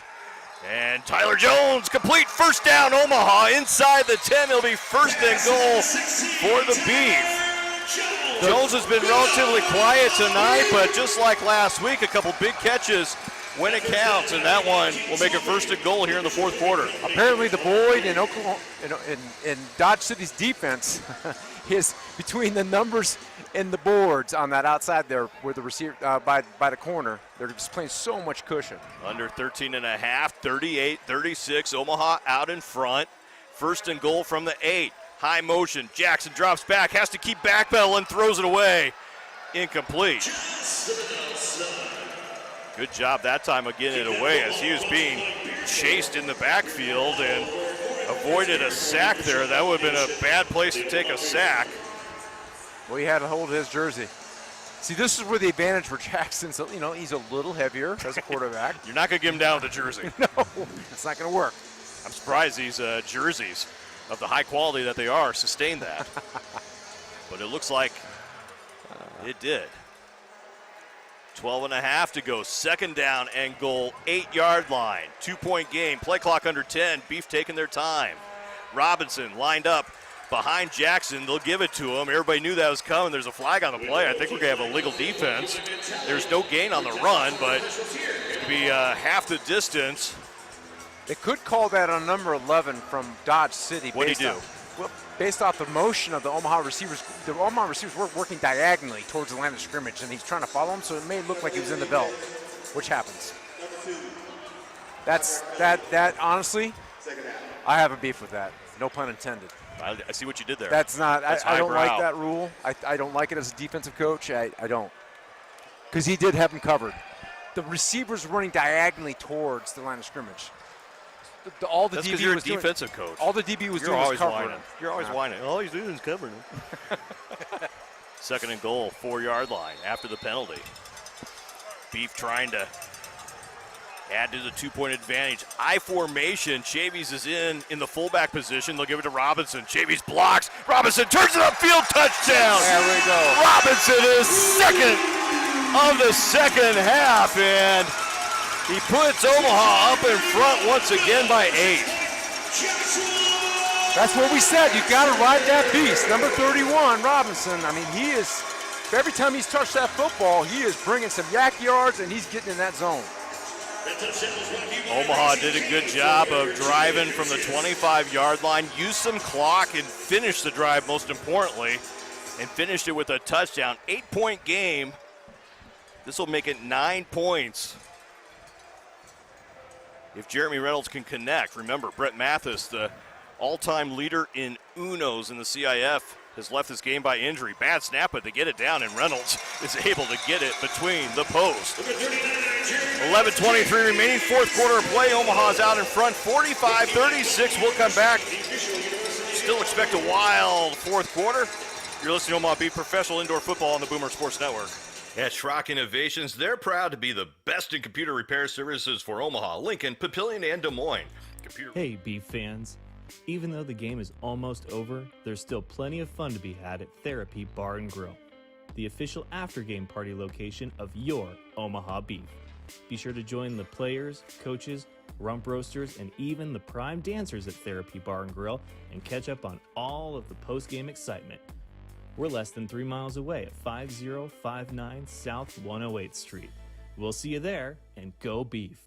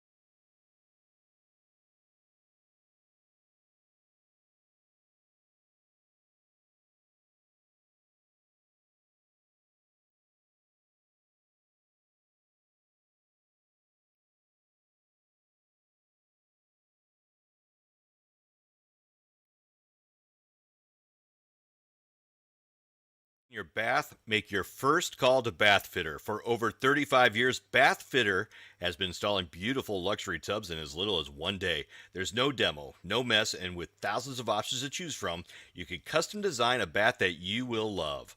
A bath that's guaranteed for as long as you own your home. With Bath Fitter, master the reno and skip the demo. Visit bathfitter.com today to book your free in-home consultation and join over 2 million satisfied customers. Back at Ralston Arena, Todd Walkenhorst, James Kerwin, Kirk Heyer. Just describe a little bit what's going on here. And we don't have a lot of details, but it appeared that, and we're going to see it, I think, oh, nope, you're behind there. There's a blindside block. Robert Kuba, the third, is the player down for the Beef. It appeared like it was high. They reviewed it, which is irrelevant at this point, but they'll let us know on that. But more importantly, they have been working on him, taking the jersey, cutting it, have the medical unit and stretchers out there, and looks like they're going to get the backboard out there. Again, not going to speculate on the injury, but obviously it is a significant injury, Coach. Yeah. Yeah, it's hard, man, knowing Robert, man, seeing him down there. It's just, we really can't speculate what it is right now. We don't know. But hopefully he'll get through this okay. Stunned silence, as you'd expect here, as they work on him. Haven't seen him move. That's probably the sometimes you say the feet move back and forth or whatever, and that's just been totally still. At first impression, we thought maybe they were even doing something a little bit more significant on the treatment, but it appears they're just being very cautious, hopefully, with the the backboard and whatnot, and as they work on him, and they're working to get him off the field right now. So we'll step out one more time. We'll be right back and get you up to date with what we know. 3:57 remaining regulation. Working on Robert Kuba. We'll be right back. You're listening to Be Football on the Boomer Sports Network. Attention craft beer fans, at Pint 9, they're committed to tradition and innovation. They stand on the tradition of brewers before them to create aroma-driven American ales and complex Belgian beers. They appreciate fine German lagers and English session ales, but they also crave the innovation of one-off batches and barrel aging. Their beers are highly fermentable and highly digestible while being scientifically sound and artfully executed. They hope you enjoy drinking their beers as much as they enjoy brewing them. Visit their website today. It's pint9brewing.com. Cheers. Hey Beef fans, our official car rental company, Budget Car and Truck Rental of Nebraska, has convenient locations throughout Omaha, Lincoln, and Grand Island to serve you. Budget is locally owned and operated and provides friendly service. Choose from a wide selection of cars, trucks, SUVs, minivans, cargo, and passenger vans. Budget is celebrating Beef fans by offering a 20% discount. Visit budgetnebraska.com now to book a reservation. Use the promo code BEEF and never miss a Beef game. At Roberts Nursery, they understand there is a wide range of companies to choose from for your nursery needs. However, they prided themselves on being unique and focused on long-term customer relationships. Whether it's a custom landscape, fertilization of your lawn, or even a simple perennial purchase, Roberts Nursery is here to provide you the finest products and highest quality service possible. To learn more about their services, visit them online, robertsnursery.com, or visit them on 156th Street, just north of Fort. Ozzy Sports Bar and Grill, it's a locally owned, family-friendly sports bar striving to be everything a neighborhood spot should be. Enjoy their delicious homemade food and casual atmosphere while you watch your favorite games or just catch up with family and friends. Whether it's group gathering, business meeting, dining by the huge open-air patio, partying with all your friends and family, they do it all. At Ozzy's Roadhouse, they want their place to be there anytime you need it. Visit them today online, ozzysroadhouse.com, or in person, 127th Westport Parkway in La Vista. Omaha Mattress King showroom in Millard has many mattresses right on display. They're a locally owned chain of mattress stores that offers quality at a great price. They have adjustable beds, queen mattresses, king beds, twin beds, full and king and queen mattresses as well. Fast delivery. Come and see what they have on sale. They also have great financing to get you into that mattress that you want. Visit them today online, omahamattressking.com, or in person. They're right off Millard Avenue in downtown Millard. Nebraska Orthopedic and Sports Medicine, they strive to be a center of excellence for orthopedics and sports medicine. They're also the official doctors of the Omaha Beef Professional Indoor Football Team. They're a group of board-certified orthopedic physicians, many of whom have had fellowships or trained in subspecialty areas. Their physicians have trained among some of the top medicine experts and training facilities in the country. They place a great deal of value on each and every opportunity they have to assist patients regain their quality of life they deserve. Call them today, 402-488-3322.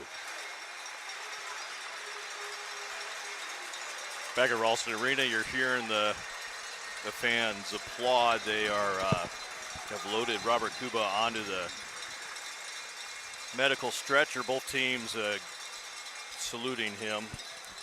Not quite sure. It didn't get a good camera angle of it, but it appears there was a blindside block. It appeared it went high. I don't know if they were able to determine intention once this is all sorted out. I know the officials did watch it. Doesn't matter intention or not. Obviously an injury which we do not want to see. Yeah, as soon as we hear anything, people who are out there listening to this who know Robert Kuba, we will definitely give the information to you. So they flagged the penalty for the blindside block, and now they do have the down marker. It appears correct. It will be 4th down. They said it was after the play, which actually I don't believe is correct anyways, because that was during the play, wasn't it, Coach? Yeah. If we want to talk about that, we want to talk about football for a second, but it wasn't after the play, I don't believe. But it should be added on to the end of the run, so I guess that makes sense. Right. 4th down. So still working on getting him off here, and obviously will be taken to the nearest medical facility.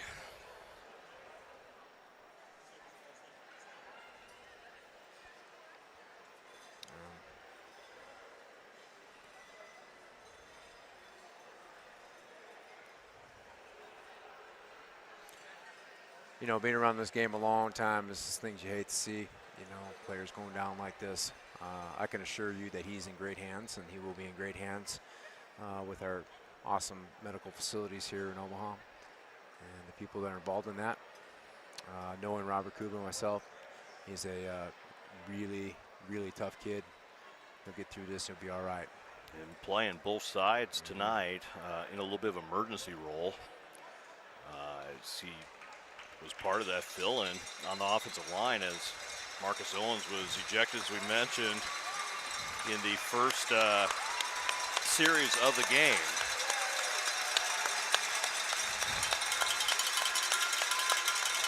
So Robert Kuba exiting, and we obviously are hoping for the best there and hope to get updates sooner rather than later. But you talk about taking the wind out of your sails. Yeah. This place was rocking and exciting game, and now guess we'll reset it for you. 3:57 to go. I can tell you one thing. Looking back at that, at the part I saw, I don't think it was intentional whatsoever. It's just things like that happen in the game, and so I just want to make sure people understand that. It's nothing from what we saw. We had personal foul. Number 87 on the offense for blindside block with target. That penalty is declined. 4th down. At the end of the run. So It's 4th and 14. Come on, Slaughterhouse. there'll be no ejection on the play. And the end result is 4th down and goal 14 yards out. And Lowe will line up with the empty backfield, 4 wide receivers, 2 in motion.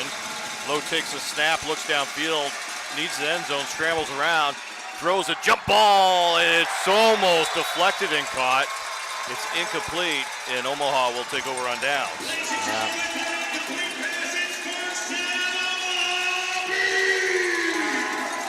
Yeah, that almost looked like it was going to get deflected into a touchdown. It is one of those plays coming off of that delay, and everybody's heads are probably not in the game. It looked like there's a good shot for Dodge City to complete that, and bounced off his hands and nearly deflected for a touchdown, but the end result, incomplete. Turnover on downs. Omaha will have the ball. 3:44 to go. 9-point lead. Just eat some clock here and punch their ticket into the number 2 seed in a home playoff game. So if you're listening and Omaha can finish this out, they'd have a home playoff game that would be on July 9th. That'll be a Friday night here at Ralston Arena with the opponent to be determined.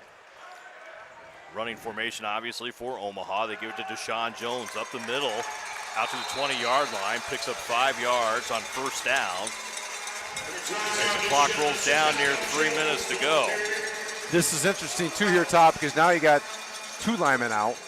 You got your center that's been out a while in this game, and then, of course, Roberts out. So, yeah, really piecemealing together. Offensive line, Junebug stays in at center. As Omaha definitely taking their time. Randy Rouse playing left guard, and then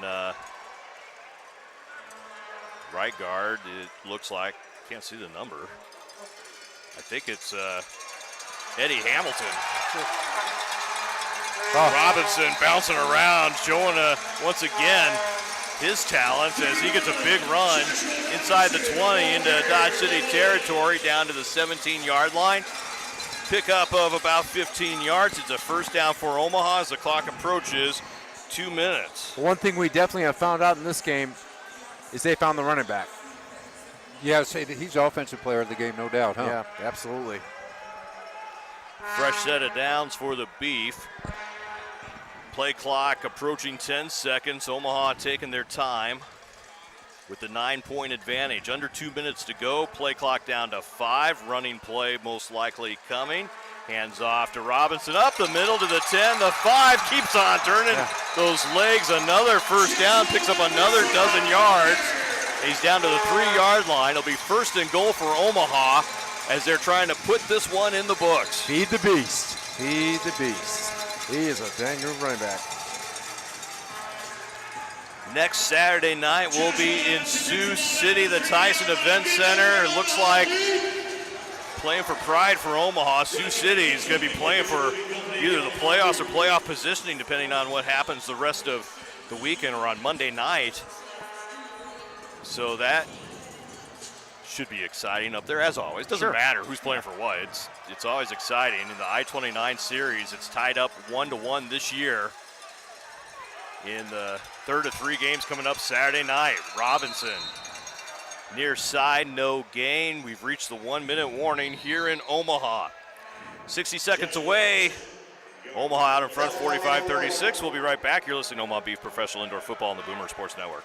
The Marine Corps' mission reflects every Marine's purpose. In essence, our nation is that purpose. In our world, in ourselves, and in our way, there are conflicts, challenges, and obstacles that must be fought confidently and defeated convincingly for our nation to prevail. These looming battles come in many forms and occur on many fronts, but each comes down to a critical choice: to demand victory or accept defeat, to pull together or fall apart, to give in or cave in. It's a decision each Marine conveys to our nation with each battle won. Join today, be one of the few, the proud, the United States Marines. Marines.com. Comfort Inn and Suites on 70th and Grover is Omaha's freshest hotel with a great central location. Just completed a total hotel renovation. They feature rooms and suites that include high-speed internet access, free full hot cooked breakfast daily.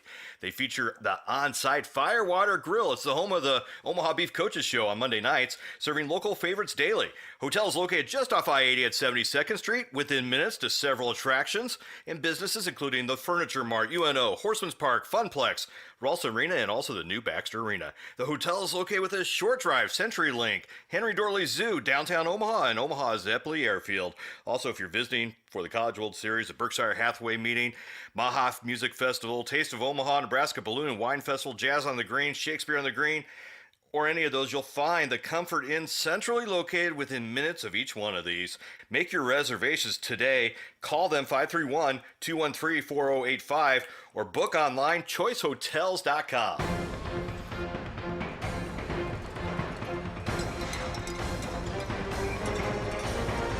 Final 60 seconds in Omaha. Omaha out in front by 9. They're at the 2-yard line, trying to punch their ticket into a home playoff game. Tyler Jones in motion, pitch out to Deshaun Jones, and he finds the hole and he finds the end zone. It's a touchdown and the nail in the coffin for Omaha. As they've hit the 50-point mark, they're ahead 51-36. And you know the beast, Joshua, Joshua Robinson, Nice lead block out there. Matter of fact, just showed off his gymnastics skills, doing backflips across the field. Yeah, I didn't even know he had that. That's just a bonus. Yeah.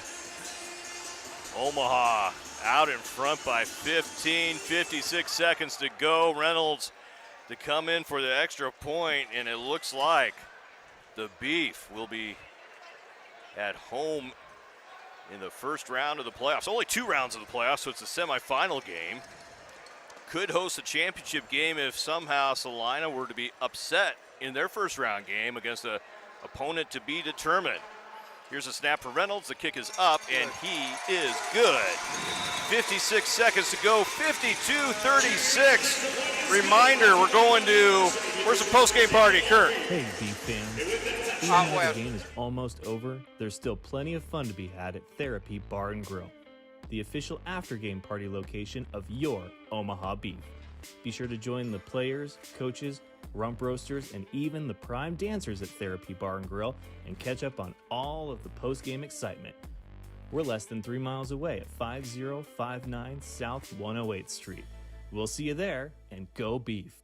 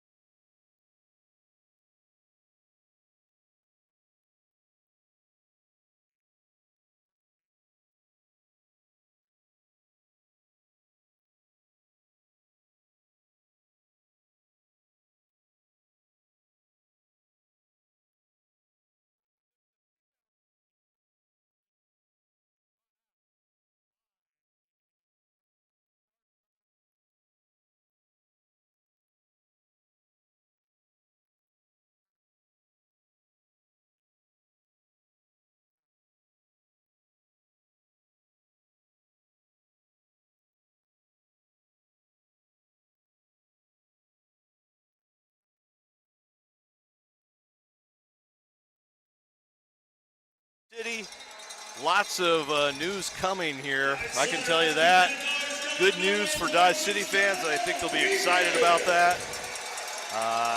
But it all starts this weekend. Check that out as they'll host the Wyoming Mustangs on Saturday night. Kickoff is at 7 o'clock. That's a scheduled change. It's not Thursday anymore. It'll be this Saturday night this week. First down from the 5. High end over end throw. And Chris Perry gets the interception.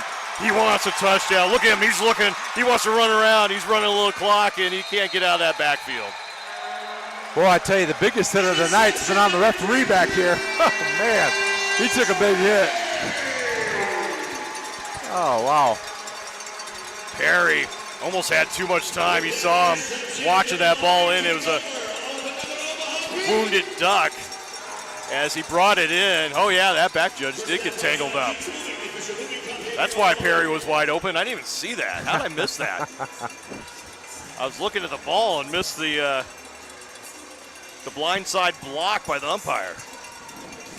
This should all be a nice little victory here for the Beef here. Put it down. So they can run the clock out. They need to keep the ball moving forward with only a 16-point lead. 35 seconds. They need to run off the clock. Dodge City does have 2 timeouts if they want to do that. Do they have to advance the ball? They do need to advance the ball as they're only winning by 16. But it looks like they're not going to enforce that. It's supposed to be 25 before. Oh, there's a flag. Oh, maybe they will enforce it. Yep. Oh, they do know the rule. How about that? And Coach Davis is still arguing for that. He wants it. He wants the penalty. You got to try to go forward. How dare you do that? With 23 seconds left. And Marvin Jones is reminding Andrew Jackson. He said, you've been around long enough. You know that. You got to go forward. I don't care if you don't want to get hit. You still got to go forward. You got June bug in front of you. Nothing's going to touch you. You're starting under center. You don't have to go that far forward. Coach Davis offers his assistance to the officiating crew. They decline. And prolonging the inevitable here in Ralston. Next week, Saturday night, 7 o'clock kickoff. We'll be on the air at 6:45. The Boomer Sports Network. It's the regular season finale. It's the Sioux City Bandits. They lost tonight in Salina. And we'll see how it shakes out. But Sioux City will need a win, or at least can improve their position next week. It'll be a huge game for the Bandits. So the officials talk it over. I think we've got a decision. We've been waiting. And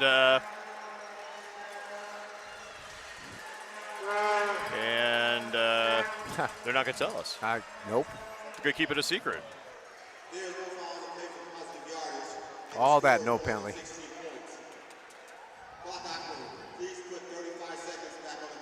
They said because they're up by 16. I could have sworn the rule was 25, but I'll go look that up later. Either way, it's in the deep, dark crevice part of the rule book, whatever it is, obviously. I think Richard Davis is still arguing it. I think he's right, though. I'm going to, just out of pure spite, look it up later. Jackson, we got movement. They don't throw the flag, thank goodness. Hands it off to Jones, gets stacked up. And timeout. He did use his timeout. Oh, yeah. He's got two more. Now, Marvin Jones would do the same thing, too. We've seen him do that this year, too, right, Kirk? Yeah. So, and I don't recall, but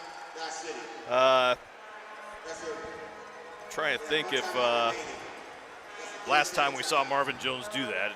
It's been a while since they've been behind in the game at the end. As Omaha will be looking at their 4th straight win here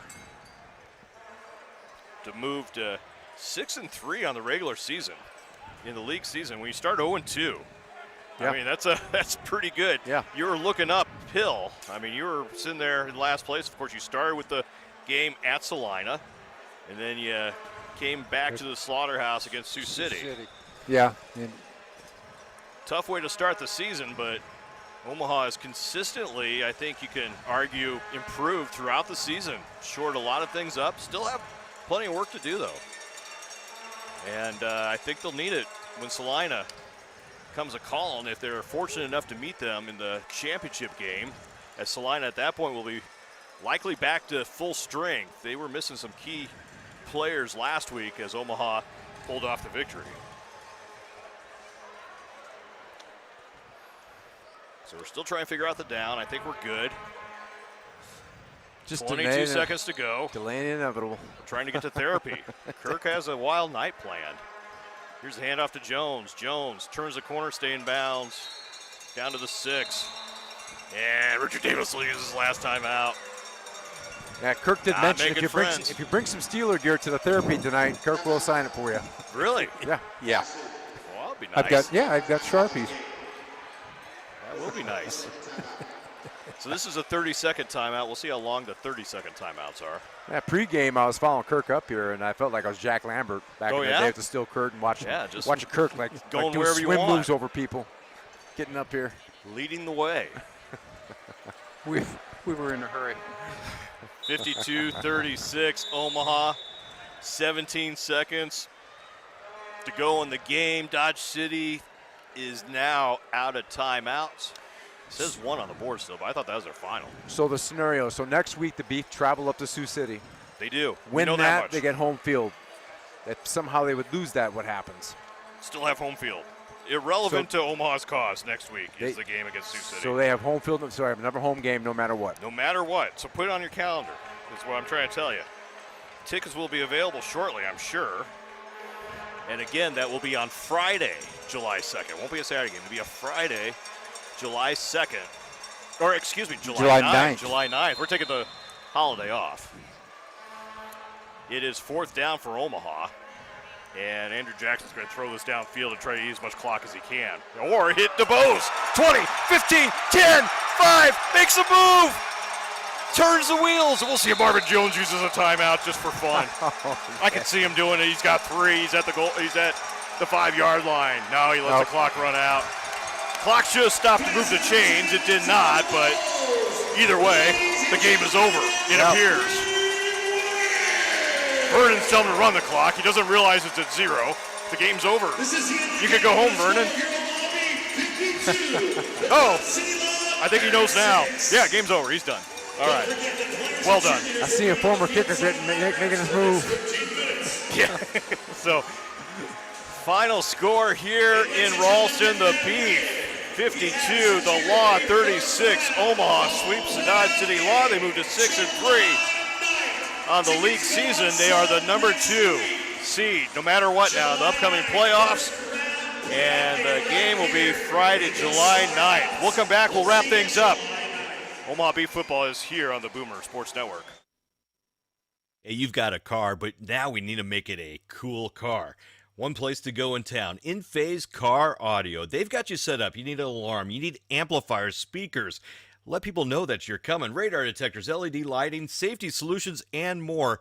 If you want to add it to your car, they have it at In Phase Car Audio. Visit their website, inphasecaraudio.com, or even better yet, stop by the store, 134th and L Street, inphasecaraudio.com. Football fans, are you an Ink fan? Well, stop by and see our friends over at Eternal Tattoo and Body Piercing at any of their multiple facilities all across the Omaha and Lincoln metro areas. They are providing the cleanest facilities, which you know is important, especially in these times, and the best quality tattoo and body piercing services around this area. Check them out for yourself. Find a location. Visit them online, eternalink.biz, B-I-Z, today for more information. Cell phone repair with